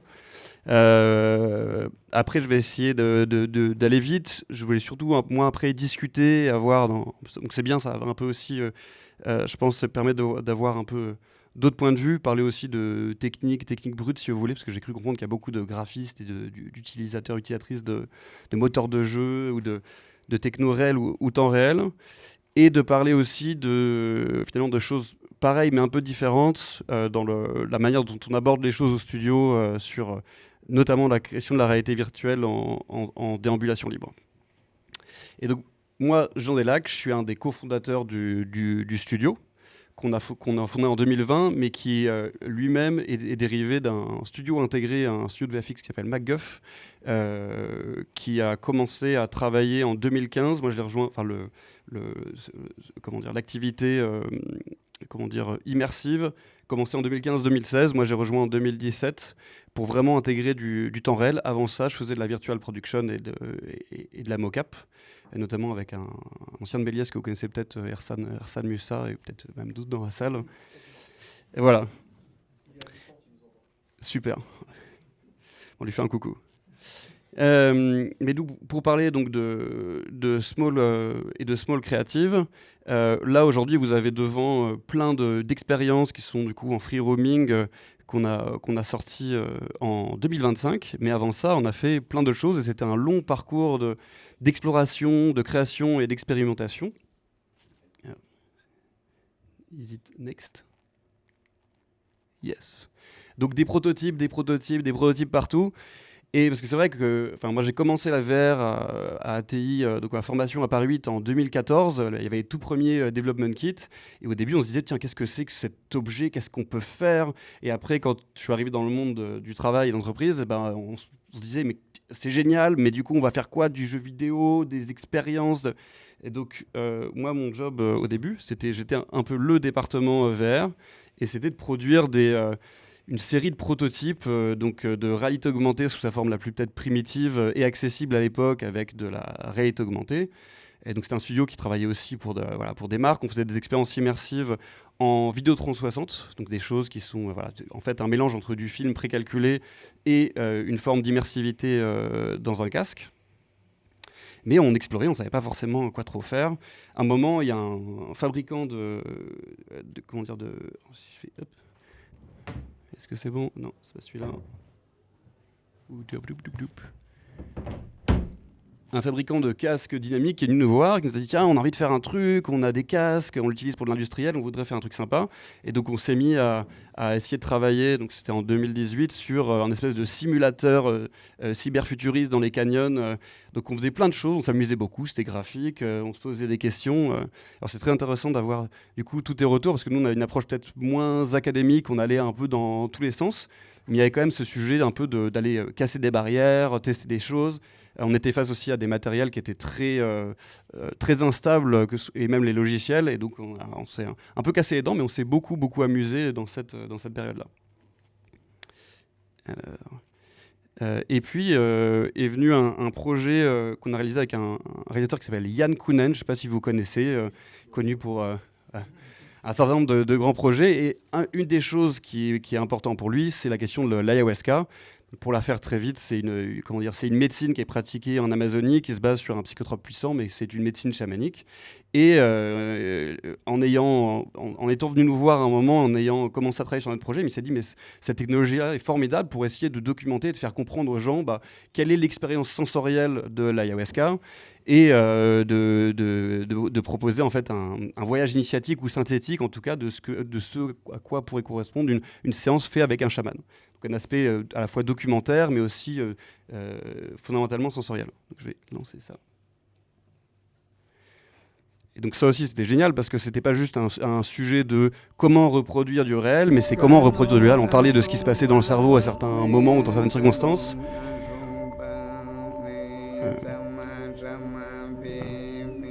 Tout ça dans une technologie qui n'était pas embarquée, mais on faisait des choses assez folles avec du remarching en temps réel, donc l'idée d'utiliser des formules mathématiques pour reproduire des formes archétypales qu'on voit dans ce type de vision ou sous l'influence de ce type de substance. Et donc ça, c'est un projet qu'on a fini en 2018 et qui s'est retrouvé à la fois dans des circuits de festivals et sur plateformes type Steam. Mais c'est toujours effectivement un peu niche. Et s'est posé une question au bout d'un moment de quel est l'objet qu'on fabrique, sachant que nous, on n'était pas un studio de jeux vidéo. On était à l'origine d'un studio qui était lié un peu au VFX et au cinéma. On venait de plein d'endroits différents, mais on se dit, voilà, une grande partie du marché prenait la voie du jeu vidéo, en se disant, c'est le modèle économique et c'est aussi les technologies et les savoir-faire utilisés. Et nous, on était un peu... Est-ce que ça a marché ? Droite-gauche ? Ah, c'est de ce côté-là. Hop. Super, dans le bon sens. Et du coup, c'est quoi ? On fait du cinéma, on fait du jeu vidéo, on fait de la XR. Et même aujourd'hui, on pourrait rajouter beaucoup d'autres petits Spider-Man parce qu'en fait, on est à la croisée d'énormément de choses qui fait, je pense, un nouveau médium et quelque chose de vraiment différent de tout ce qu'on peut avoir à côté. Ou, paradoxalement, ce qui rapproche le plus, en gros, la XR, le médium qui s'en rapproche le plus, c'est pour moi la réalité, et notamment le théâtre immersif et les questions de scénographie et de spectacle vivant. Autre question qui s'est posée, c'est qu'au bout d'un moment, on se disait, OK, on est un studio, il y a des problématiques économiques, on doit financer, faire de la R&D, qu'est-ce qu'on va ? Et se disait, mais en fait, le problème, c'est qu'on allait voir des gens de plus ou moins entreprises, on dit, mais en fait, il n'y a pas de contenu, du coup, on ne peut pas le distribuer. Et en même temps, on n'avait pas de canaux pour distribuer, donc on ne va pas pouvoir produire de contenu. Et à ce moment-là, il y a eu en 2019-2020 un peu un shift où le Meta, qui était un peu le financeur et le distributeur principal et le créateur aussi d'appareils VR principal dans l'industrie, s'est dit, nous, on va seulement autoriser des jeux sur nos plateformes. Vos expériences un peu immersives, sympas, c'est chouette, mais c'est bien pour du festival, mais nous, on ne voit pas de modèle économique, donc on ne va même pas accepter que vous mettiez vos expériences dessus. Et du coup, on a réfléchi, on s'est dit, du coup, qu'est-ce qu'on fait ? Et dans nos pérégrinations précédentes, on a fait du mapping, des choses immersives, et notre force aussi, c'est raconter des histoires sur la base de modèles narratifs linéaires, et aussi faire des expériences visuelles un peu fortes, notamment in situ.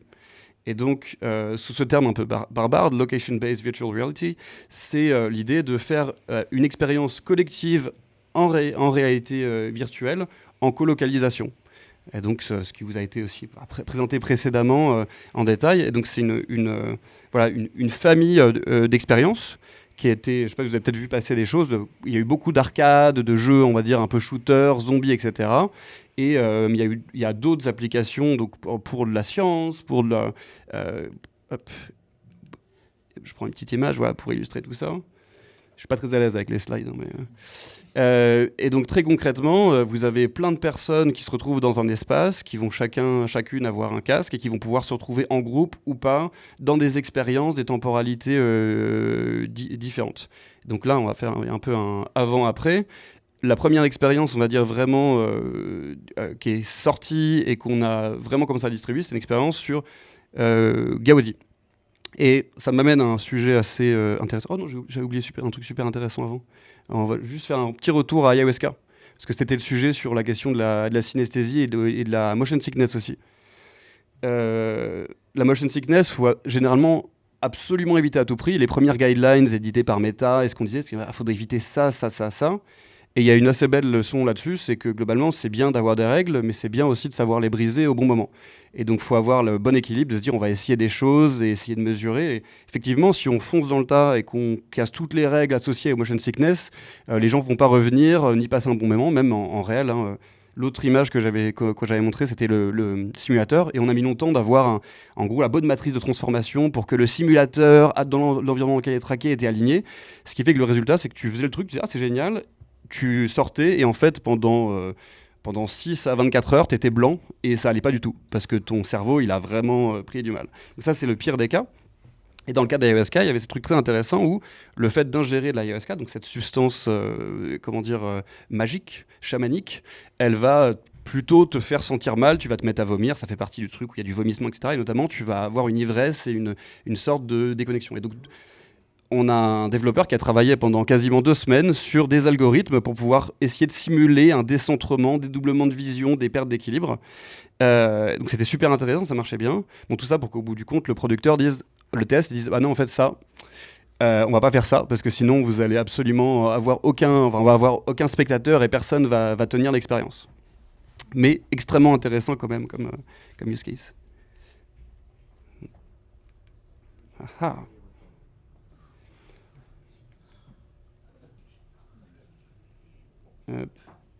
Donc voilà, donc en gros l'avant-après. Et là, je vais vous parler plus de la question un peu du modèle. C'est-à-dire que là, nous, en tout cas, au niveau du studio, on arrive à un niveau où on crée une technologie qui permet de fabriquer ces expériences, de les faire vivre, mais aussi de les opérer. Et donc il y a une logique économique où ce qui est de se dire, au même titre que si on fait un parallèle avec le début du cinéma, c'était quelque chose de plutôt forain qui se déplaçait, puis au fur et à mesure ça s'est un peu, on va dire, ça a pris en échelle, ça s'est industrialisé, et donc là globalement le Location Desk VR est un peu dans cette dynamique là, et donc on essaye à la fois pour que le maximum de gens puissent voir les choses. Moi, c'était une des grandes frustrations. Hein. Les super explorations qu'on a faites sont géniales. Mais quand il y a une ou 2 personnes qui voient l'œuvre de temps en temps, c'est quand même triste en tant que créateur. La moitié du fun, c'est créer. L'autre moitié, c'est de voir des gens aimer faire ce qu'on fait et le partager. Et donc là, on a créé tout un système qui permet de avoir un flux visiteur, donc qui arrive par le petit 1 et vont pouvoir ensuite être traverser un espace virtuel dans lequel il y aura des zones d'expérience et où les différentes expériences et différentes potentiellement temporalités pourront se mélanger. Ouais, et ça, c'est un sujet très intéressant, mais avec beaucoup de challenges sur les questions de déambulation, flux, collision. Et qui a un impact assez gros techniquement, mais aussi même dans l'écriture des expériences. Mais bon, ce qui est génial, c'est que ce sont des expériences qui sont sous ce format-là fondamentalement collectives et accessibles. Et comparé à ce qu'on avait avant, il y a ce truc où il n'y a plus de manette, donc le contrôleur, c'est nous-mêmes. Et donc ça crée finalement une des grandes surprises quand on est allé sur ce marché-là, c'est que c'est pas principalement des gens qui sont technophiles ou geeks qui viennent, mais c'est du très grand public, c'est du public familial. C'était très intéressant. Il y a peut-être 2 mois, j'étais allé à l'Opéra à Bastille, dans la file d'attente, j'attends, je parle avec un couple devant moi qui a peut-être 60 ans, avec des gens qui vont à l'Opéra, bien habillés et tout. On dit « Ah, qu'est-ce que vous faites ?» On discute un peu. Elle me dit « Ah, c'est super, la semaine prochaine, je vais aller faire une expérience dans les pyramides immersives. » Et donc il y a ce Keops qui est fait par un autre super studio qui s'appelle Excurio et qui diffuse à Bercy. Et donc il y a ce truc-là où la technologie s'efface et ça devient une source d'émerveillement qui fonctionne parce qu'il y a cette accessibilité. et aussi contrepoint à la réalité virtuelle qui était pensée comme celle qui était marché de masse. Au lieu d'acheter un casque et d'être tout seul chez soi, là on y va ensemble, donc il y a le côté sortie, et on dispose de potentiellement plusieurs centaines de mètres carrés pour déambuler et donc venir se perdre dans le monde virtuel qui fondamentalement après devient extrêmement réel. Hop. Donc ça c'est la technologie qui nous permet de faire tout ça, et après typiquement on a produit un certain nombre d'expériences en 2025, en voici une partie, et on a un mélange voilà, on a assez divers, donc on a fait aussi un petit peu d'espace sur les missions Artemis, on parle du Colisée, on a un projet assez rigolo qu'on a fait pour le Louvre Abu Dhabi où on met en valeur leur collection à travers une histoire un peu de science-fiction et d'analyse quantique de leurs artefacts, un projet sur le Titanic et un projet sur Versailles. Tous ces projets ont plusieurs choses en commun. Il y a le côté edutainment, on essaie de faire quelque chose qui soit accessible et appréciable par un public large. Comme pour la question de l'espace, on essaye de trouver des sujets qui soient le plus grand public, pour des raisons évidemment économiques, mais aussi parce qu'on a envie de toucher un public large. Et il y a aussi cette notion d'y aller et d'y apprendre quelque chose. Toutes ces expériences, il y a des conseils scientifiques, on a une démarche où on n'est pas juste, on est là pour raconter une belle histoire et faire vivre quelque chose de fort, mais derrière l'idée c'est de repartir avec des choses qu'on a apprises, ou en tout cas, à défaut de vivre un cours magistral, tout ce qu'on ressent ou qu'on comprend par la situation se base sur une réalité. Et autre point super important pour moi, c'est qu'il faut que quand on fait une expérience immersive, on se dise pourquoi est-ce qu'on l'a fait, pourquoi est-ce qu'on ne ferait pas plutôt un documentaire classique, ou pourquoi est-ce qu'on ne ferait pas un film ou un jeu vidéo. Et donc se dire qu'est-ce qui fait que ce médium a de particulier nous permet d'apporter par rapport à une histoire ou à une thématique. Et notamment, le plus évident, c'est la question du voyage impossible. Donc, un classique, c'est le voyage dans le temps. Qu'est-ce que ça se fait de se retrouver au niveau dans l'arène du Colisée, dans un combat de gladiateurs, ou de se retrouver sur le pont du Titanic, dans la salle des machines, ou d'aller voir un cas très intéressant, c'est Versailles, les jardins disparus. Versailles, tel qu'on le connaît aujourd'hui, a été transformé par Louis XIV, transformation successive, et donc c'est extrêmement intéressant de pouvoir revivre un certain nombre d'endroits qui désormais n'existent plus. Et pourquoi pas aussi aller dans l'espace et dans le futur, puisque là, on parle des missions Artemis, c'est la question de la recherche de l'eau sur la Lune.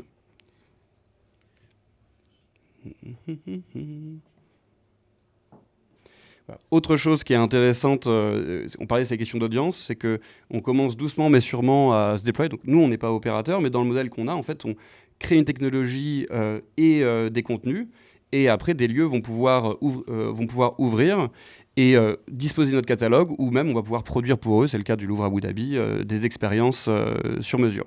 Et tout ça va pouvoir voyager. Autre chose super intéressante, c'est que comme un nouveau médium, il y a un aspect fascination, et c'est extrêmement intéressant d'avoir encore cette primeur-là. C'est-à-dire qu'il y a encore un niveau d'excitation et d'enchantement. Ça ne veut pas dire qu'il faut faire tout et n'importe quoi, surtout pas, mais ça veut dire qu'on a un peu, moi je le sens plutôt comme un devoir d'essayer d'explorer et de chercher. Il y a la création de toute une nouvelle grammaire. Quand on regarde des films aujourd'hui, on le regarde depuis notre plus tendre enfance, on a acquis de manière inconsciente ou consciente, si c'est votre métier, un certain nombre de règles ou de manières de voir les choses. Et sur ce nouveau médium, on est vraiment là-dedans. Et donc, il y a ce truc-là très intéressant de créer un peu des nouvelles grammaires et essayer de les affiner au fur et à mesure de projet en projet. Et ce qui est super intéressant aussi, c'est que comme il y a une dimension collective et sociale, c'est un assez gros impact en termes de design. C'est-à-dire que un groupe de Japonais qui va faire une expérience, ou d'Américains, ou de Norvégiens, ou de Français, ils vont pas du tout avoir la même manière d'exprimer collectivement ou individuellement ça, ou la même manière de participer. Typiquement, des Norvégiens, on leur demande de venir participer ou se mettre en scène, ça va être compliqué. Des Américains de Los Angeles, zéro souci, quoi. Et donc ça, c'est aussi un phénomène assez intéressant et qui, je pense, existe aussi dans la production culturelle plus classique comme les films, mais parce qu'il y a cette dimension collective et active, se manifeste beaucoup. Hop. Qu'est-ce que j'ai mis là ? Probablement Difficile d'imaginer être à bord du Titanic quelques heures avant son naufrage. Mais du coup, c'est très bien, parce que ça permet un peu de voir un peu tout ce qu'on fait. Allez, moteur, et action. Parce que concrètement, les musiciens jouent une valse, le grand escalier reconstitué à l'identique, la motion capture. Astrid est comédienne, son rôle interpréter une riche aristocrate britannique qu'il faut imaginer avec sa grande robe, et son élégant chapeau. On n'est pas au théâtre, mais on a l'espace d'un théâtre. Donc c'est vraiment un plateau vide avec des marqueurs et quelques accessoires qu'on appelle des props. Par contre, on a le jeu du cinéma, donc c'est très minime, très, très fin. C'est-à-dire que chaque mouvement, la respiration ou même le visage vont être retranscrits en 3D à l'ordinateur. Une Ça, c'est super cinquantaine de intéressant, c'est capteurs vraiment est fixée sur les articulations. Les caméras enregistrent chaque geste, chaque déplacement au millimètre près. Ce studio est spécialisé dans le motion capture, la captation des mouvements. Les doigts ou encore les yeux, tout est enregistré et restitué sous la forme d'un squelette virtuel. Du coup, la même chose, tu peux descendre de manière un poil plus lente. Prends vraiment le temps de saluer. Il y a des gens à droite, il y a des gens à gauche, il y a des gens qui font un bal. Cette scène fait partie d'une reconstitution historique consacrée au célèbre paquebot en réalité virtuelle. On se renseigne pour avoir de bonnes références visuelles, que ce soit des photos, des peintures d'époque ou autres. Ensuite, on compose un storyboard, du coup. Et surtout, on a un placement particulier par rapport au décor qui a été créé, pour que ça soit bien cohérent ensuite quand on va intégrer le personnage et par rapport aux props, qui sont donc du coup les différents éléments avec lesquels on compose. Donc il ne faut pas se louper au tournage, c'est-à-dire les dimensions, toutes ces choses-là, pour que tout puisse bien s'imbriquer ensuite. D'ailleurs, j'ai une anecdote un peu intéressante là-dessus, pareil dans les... Ah, oh non Paf. Je vais y arriver. Demandez l'accès. C'est ça qui doit être bloqué, à mon avis. Je vais tenter. Désolé. Je retente. Sinon, c'est pas grave, je le trouverai autre part.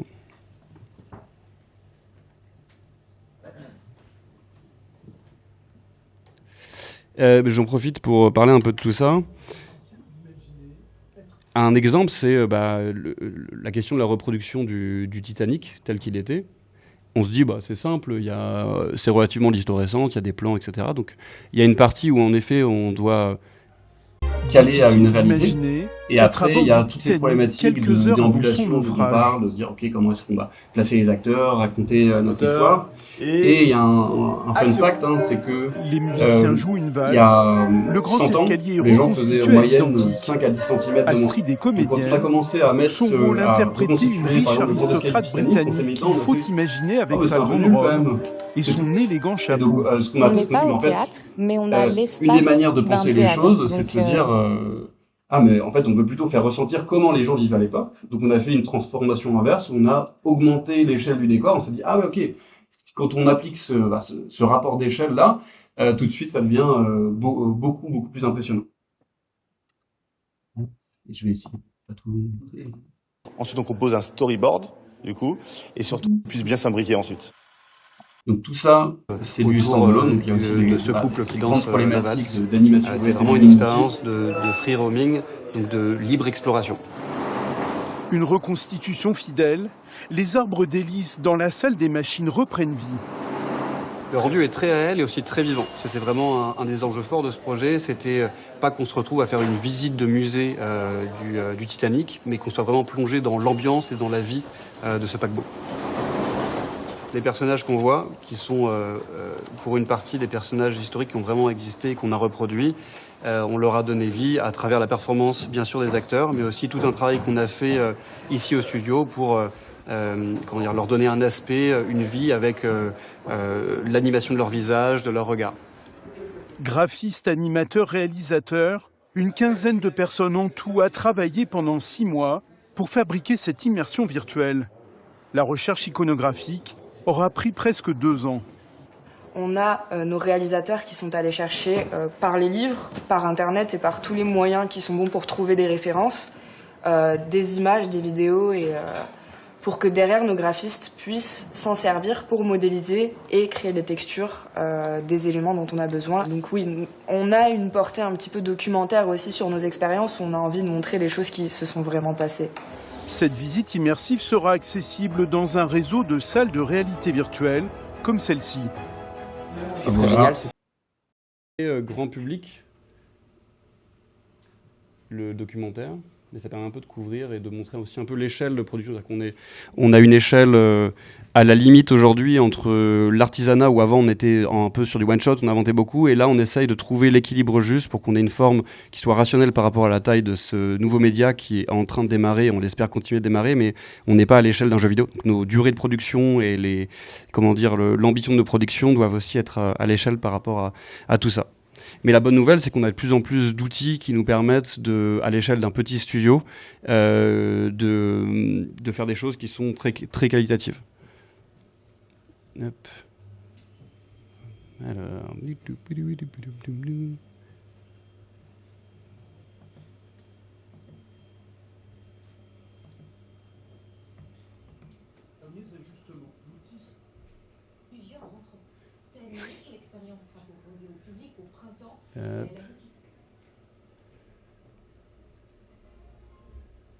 Donc j'ai pas l'accès malheureusement, c'était la toute dernière expérience sur le Colisée.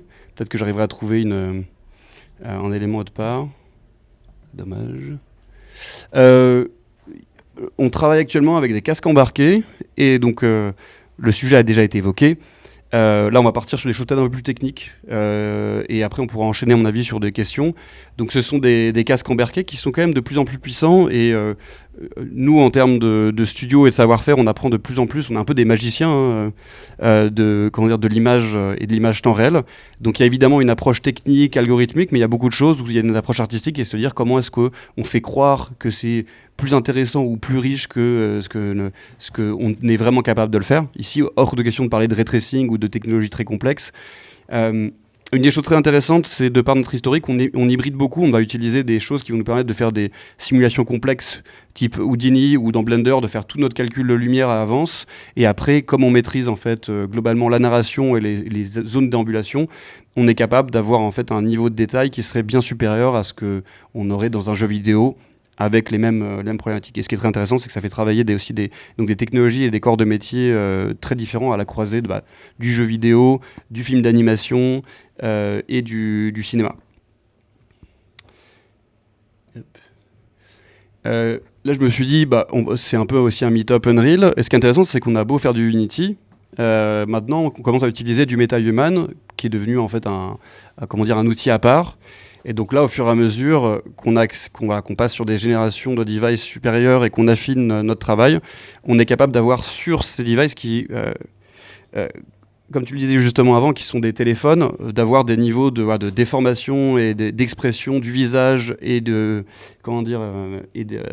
l'animation globale du corps et même de modèles d'illumination qui sont très très convaincants. Donc là, par exemple, on travaille en fait avec différents types de loads en maillage et en géométrie, mais aussi en différents types de loads en termes de density de bones. Et on essaie de trouver le sweet spot pour qu'on ait l'expressivité qu'on veut, mais que ça fonctionne quand même sur nos appareils qui sont très limités en termes de puissance. Autre chose importante, c'est la question de l'accessibilité des outils. La motion capture, telle que vous l'avez vu précédemment dans un vrai studio, c'est un vrai savoir-faire et ça permet beaucoup de choses, mais ça coûte aussi extrêmement cher parce que ça demande du matériel coûteux, une maîtrise technologique, du temps humain. Et là, on est en train d'utiliser dans nos workflows hybrides des technologies notamment à base d'IA et de deep learning. Donc ça, c'est une solution qui s'appelle Move.ai qui permet d'utiliser des caméras GoPro ou d'autres caméras type vidéo, la disposer en rayon et de faire des captures qui sont beaucoup plus qualitatives que ce qu'on pouvait avoir même il y a 2 ans, où là, on avait des choses, mais c'était très, mécanique, problématique. Et là, ce qui est assez génial, c'est qu'on a à un coût raisonnable, rapidement, un résultat, et un résultat qui est très qualitatif. Donc nous, ça nous permet, à une taille de studio égale et de budget égal, de produire des expériences qui vont être beaucoup plus ambitieuses sur le niveau d'expressivité, le nombre de personnages, toutes ces choses-là. Hop. Et je crois que... Voilà, et là, l'idée, c'était d'ouvrir un peu aux questions. Si vous avez des questions techniques, des questions de design sur les expériences, allez-y. Bonsoir. Merci et bravo, franchement, pour toute cette présentation. C'est super. J'aurais quelques questions concernant l'ayahuasca. Enfin, l'expérience, pardon. Déjà, est-ce que l'équipe en a fait l'expérience pour la reproduire ? C'est quand même la première question, qui est peut-être officieuse. Mais aussi, d'autres questions concernant... Jamais.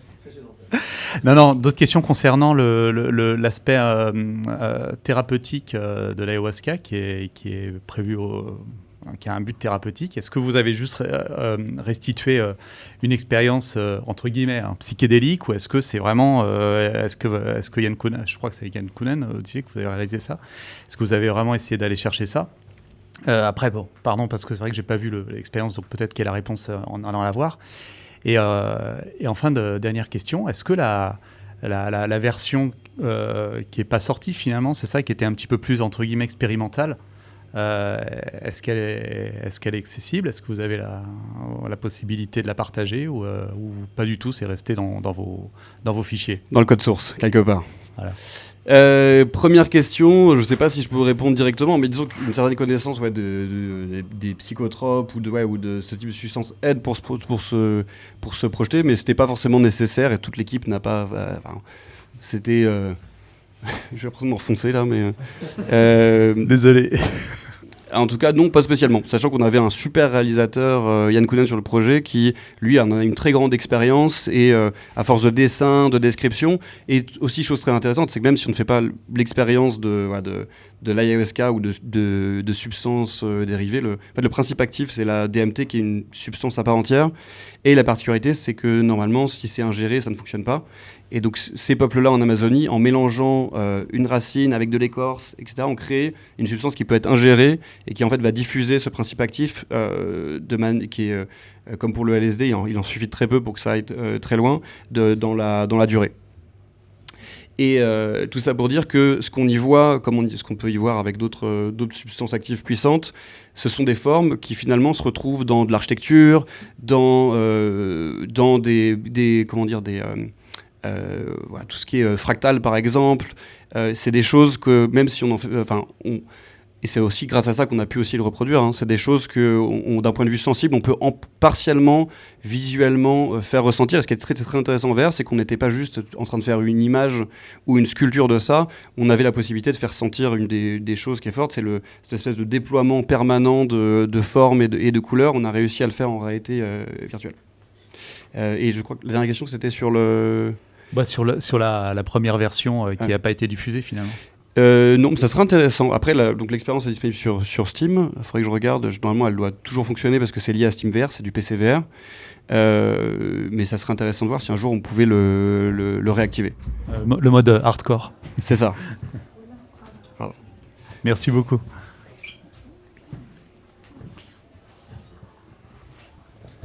Une question plutôt concernant les outils que vous utilisez pour développer ces expériences-là.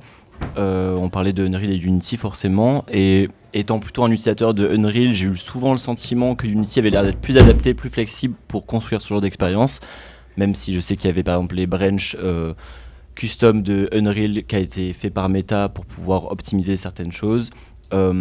J'imagine que au sein du studio vous avez dû évoluer entre un outil et un autre. Comment aujourd'hui vous faites le choix en fonction des besoins d'un projet pour vous tourner vers la bonne technologie? C'est très intéressant. Philosophiquement, on est agnostique. Et c'est juste que dans la pratique, pour deux raisons assez concrètes, on a testé un moment de passer sur Unreal, on a fait des expérimentations. C'est que tout le tooling est plutôt pensé pour moins de l'optimisation et du fonctionnement associé à du mobile. Ça a peut-être un peu évolué, mais quand on avait vraiment essayé de faire un push il y a quelques années, c'était le cas.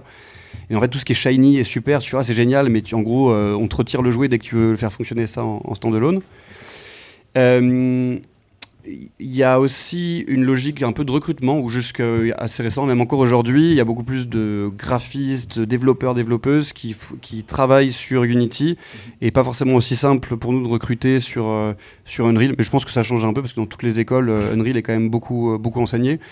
Et finalement, pour nous, passer d'un logiciel 3D à un autre, c'est pas, beaucoup de choses sont très similaires. Il y a des questions, évidemment, quand on grossit un peu, de workflow et de capacité d'adapter un outil à un autre. une partie de notre stack technologique se base sur un standard qui s'appelle OpenXR, ce qui fait que normalement on est capable de fonctionner à l'échelle d'Unity sur n'importe quel casque, et à terme nous on aimerait bien, notamment via notre plateforme, être capable de fonctionner avec n'importe quel moteur, notamment Godot qui est un moteur open source qui est encore un peu jeune mais qui a un support OpenXR qui est vraiment génial, et pour ce qu'on pourrait faire pourrait être une option. Mais comme toujours, c'est le coup de former, tester. Donc je sais pas si j'ai répondu à toutes les questions, s'il y avait des choses. Écoute, c'est assez clair. Mais en fait, ce que tu dis, c'est que vous avez surtout plus de personnes avec qui travailler qui étaient formées sur Unity, donc ça fait sens à ce moment-là de bosser. Mais ça a sans doute changé. Après, je pense qu'il y a toujours un clivage sur l'aspect plutôt mobile. Et comme c'est ces casques VR sont basés sur une architecture mobile type Android, aujourd'hui, la majorité des gens qui viennent de l'optimisation associée au mobile, etc., viennent plutôt d'Unity. Mais en soi, on pourrait faire tout à fait la même chose aujourd'hui, je pense, sur Unreal. C'est que y a nous un savoir-faire de studio et puis le besoin de faire venir des gens. Mais fondamentalement, derrière, le standard OpenXR ou même le Vulkan ou ce qui se passe, et même les principes sont identiques. Donc un shader, c'est écrit en GLSL ou en HLSL en fonction des plateformes. Les principes sont identiques. Dans Unreal, il y a des nœuds. Dans Unity, il y a aussi des nœuds qui sont des fonctions mathématiques standards.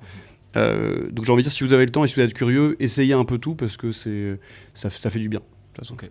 Je te posais justement cette question-là parce que pour avoir fait une expérience VR sur Unreal, où j'avais trouvé que c'était pas mal, mais j'avais très peu de documentation, c'est pour ça que j'ai que ton expérience sur Unity. Il y a ça. Et il y a aussi un peu une dimension, on va dire philosophique, mais qui n'est pas forcément un deal breaker, c'est que à mon sens, Unity est plus à dépenser comme une page blanche où on est capable d'aller dans tous les sens. Là où Unreal étant un moteur associé à un jeu à la base, un FPS, on sent qu'il y a des choses qui ont été rétrofitées dans l'architecture. Alors il y a eu beaucoup de travail de fait, mais qui font que... Après, ce qui est intéressant, c'est qu'il y a un rapprochement entre les deux, alors qu'il y a aussi on ne sait pas quelle forme ça va prendre. Mais sur l'utilisation des outils comme MetaHuman, moi pendant longtemps, j'ai fait MetaHuman, c'est trop bien, l'outil de captation, le modèle, et le fait s'il y a un peu moins d'un an qu'ils aient ouvert leur licensing à d'autres moteurs, c'est vraiment génial. Et pour finir sur cette question-là, là donc vous utilisez MetaHuman actuellement dans Unity par exemple pour le Titanic. Ouais, c'est ce que vous voyez là. Après, je sais pas si est-ce que je l'ai. Je savais que c'était utilisé pour le moteur Decima pour Death Stranding, si je dis pas de bêtises, mais je savais pas qu'il y avait aussi d'autres cas et Unity étant en conflit. En fait, ils ont sorti ça du licensing d'Unreal. C'est un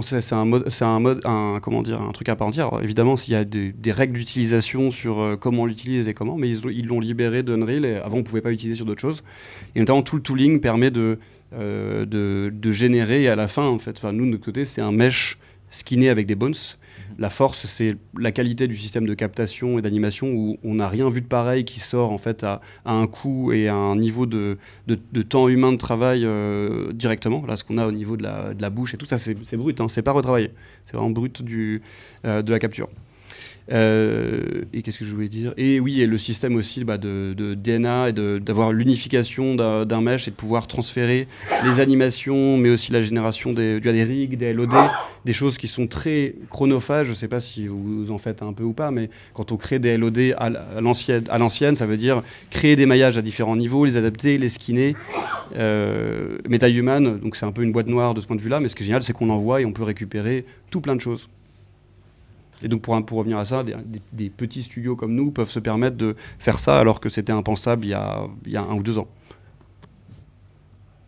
Et je voulais dire une dernière chose. Pardon. Pas cool. Mimem.ai qui est un très bon concurrent à Move One pour faire de la motion capture multicam à très bas coût. Ce que Move One proposait, je crois, qu'en monocam. Oui. Tout à fait. Déjà, encore une fois, merci pour la presse. Tu parlais tout à l'heure de l'histoire du cinéma et de son aspect forain. Je vais avoir 2 petites questions. Je fais le préambule. Est-ce que du coup, tout ce qui est salle d'arcade VR sont un objectif aussi pour vous à venir, ou vous vous cantonnez avec des gros guillemets, mais vous vous cantonnez justement de l'aspect musée ou d'espace culturel dédié ? Ça, c'est la première question. Deuxième question, qui va être un peu plus politique. Tu parlais d'IA et d'optimisation des coûts des studios. Et est-ce que vous avez mesuré aussi le coût environnemental de la technologie, et notamment aussi vis-à-vis de France 2030 et de ce qui est en place à ce niveau-là ? Alors sur la première question, c'est déjà le cas. Nous, en fait, il y a déjà avant démocratisation ou le développement du LBVR, on va dire plutôt comme on le voit ici, edutainment, large public, ça s'est beaucoup développé d'abord en arcade. Et les salles qui aujourd'hui existent, ça s'est un peu calqué sur le modèle laser game. Ces salles-là aujourd'hui disent on aimerait bien avoir une offre culturelle ou d'autres choses à voir.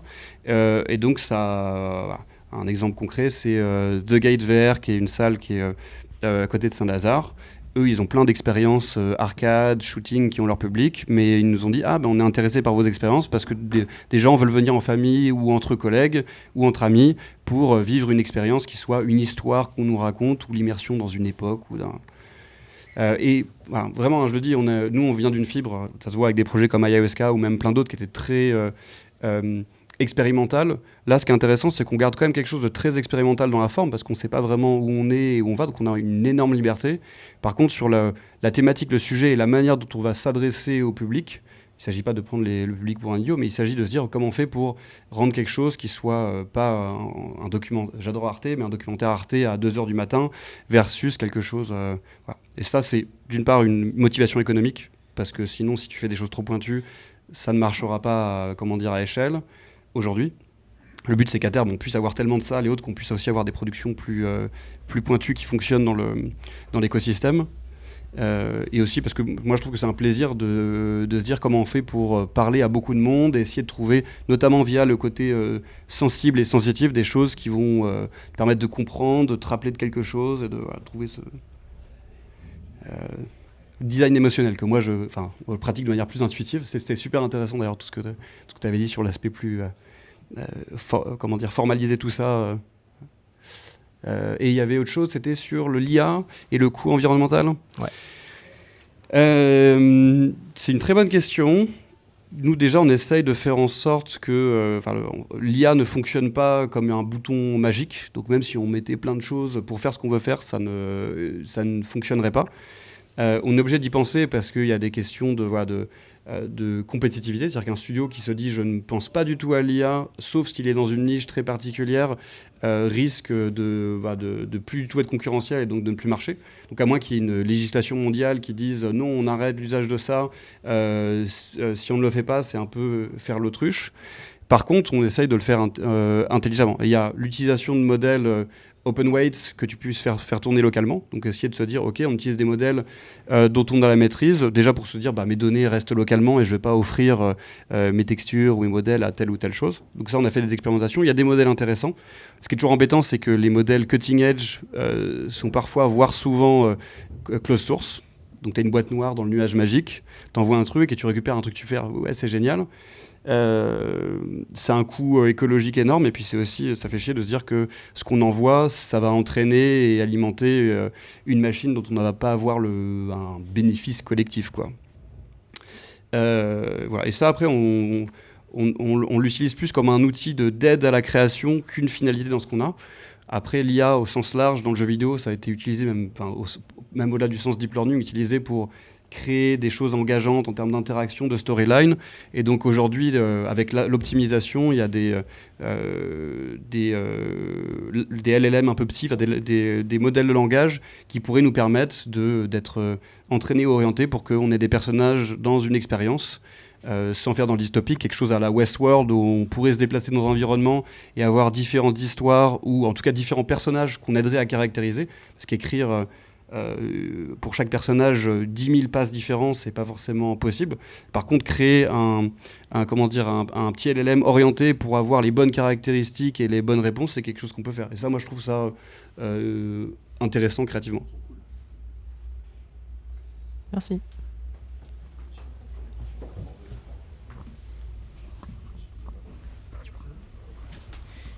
Bonjour, j'avais juste une petite question par rapport au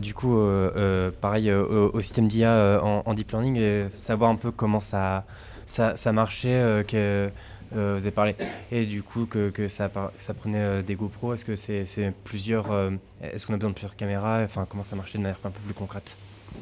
Il y a deux modèles. Il y a un modèle, je crois que c'est toi qui en parlais, il y a des systèmes monoculaires qui commencent à faire des choses très intéressantes, mais dès qu'il y a de l'occlusion, comme avec la motion capture classique, si on a 3 personnes qui se font des câlins ou quelqu'un qui est au sol et qui fait de la danse contemporaine, c'est plus compliqué que quelqu'un qui marche tout seul de manière très détendue.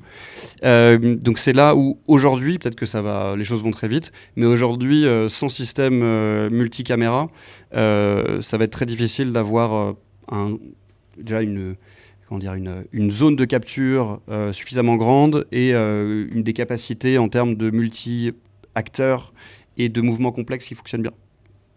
Et là, tu parles de volumétrie capture, Non, c'est de ce qu'on a là. Hop, je vais le remettre. Il est là depuis tout à l'heure. Ce qu'on voit là, en fait, donc nous, on a un espace de travail où on a 8 GoPro qui sont en étoile.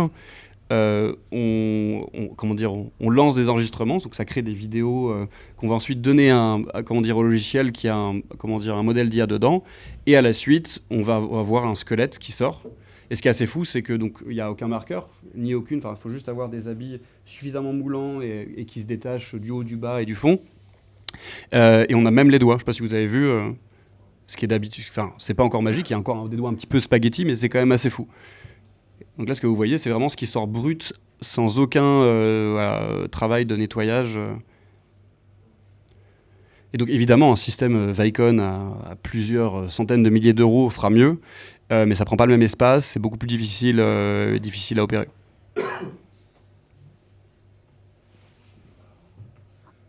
C'est quoi ce qu'on voit au sol, pardon ? Ça, c'est ce qui sort directement du logiciel, c'est la vue rendue, donc j'imagine que ça doit être une origine ou quelque chose comme ça qui se balade. Et quand on modélise, ça part à partir de là. De quoi ? Quand on modélise des formes, ça part à partir de là. Ouais, c'est sans doute l'origine, à mon avis, du moteur, et donc ça va être le lien du hip. Ouais. Merci beaucoup. Merci beaucoup, hein, surtout. Ouais.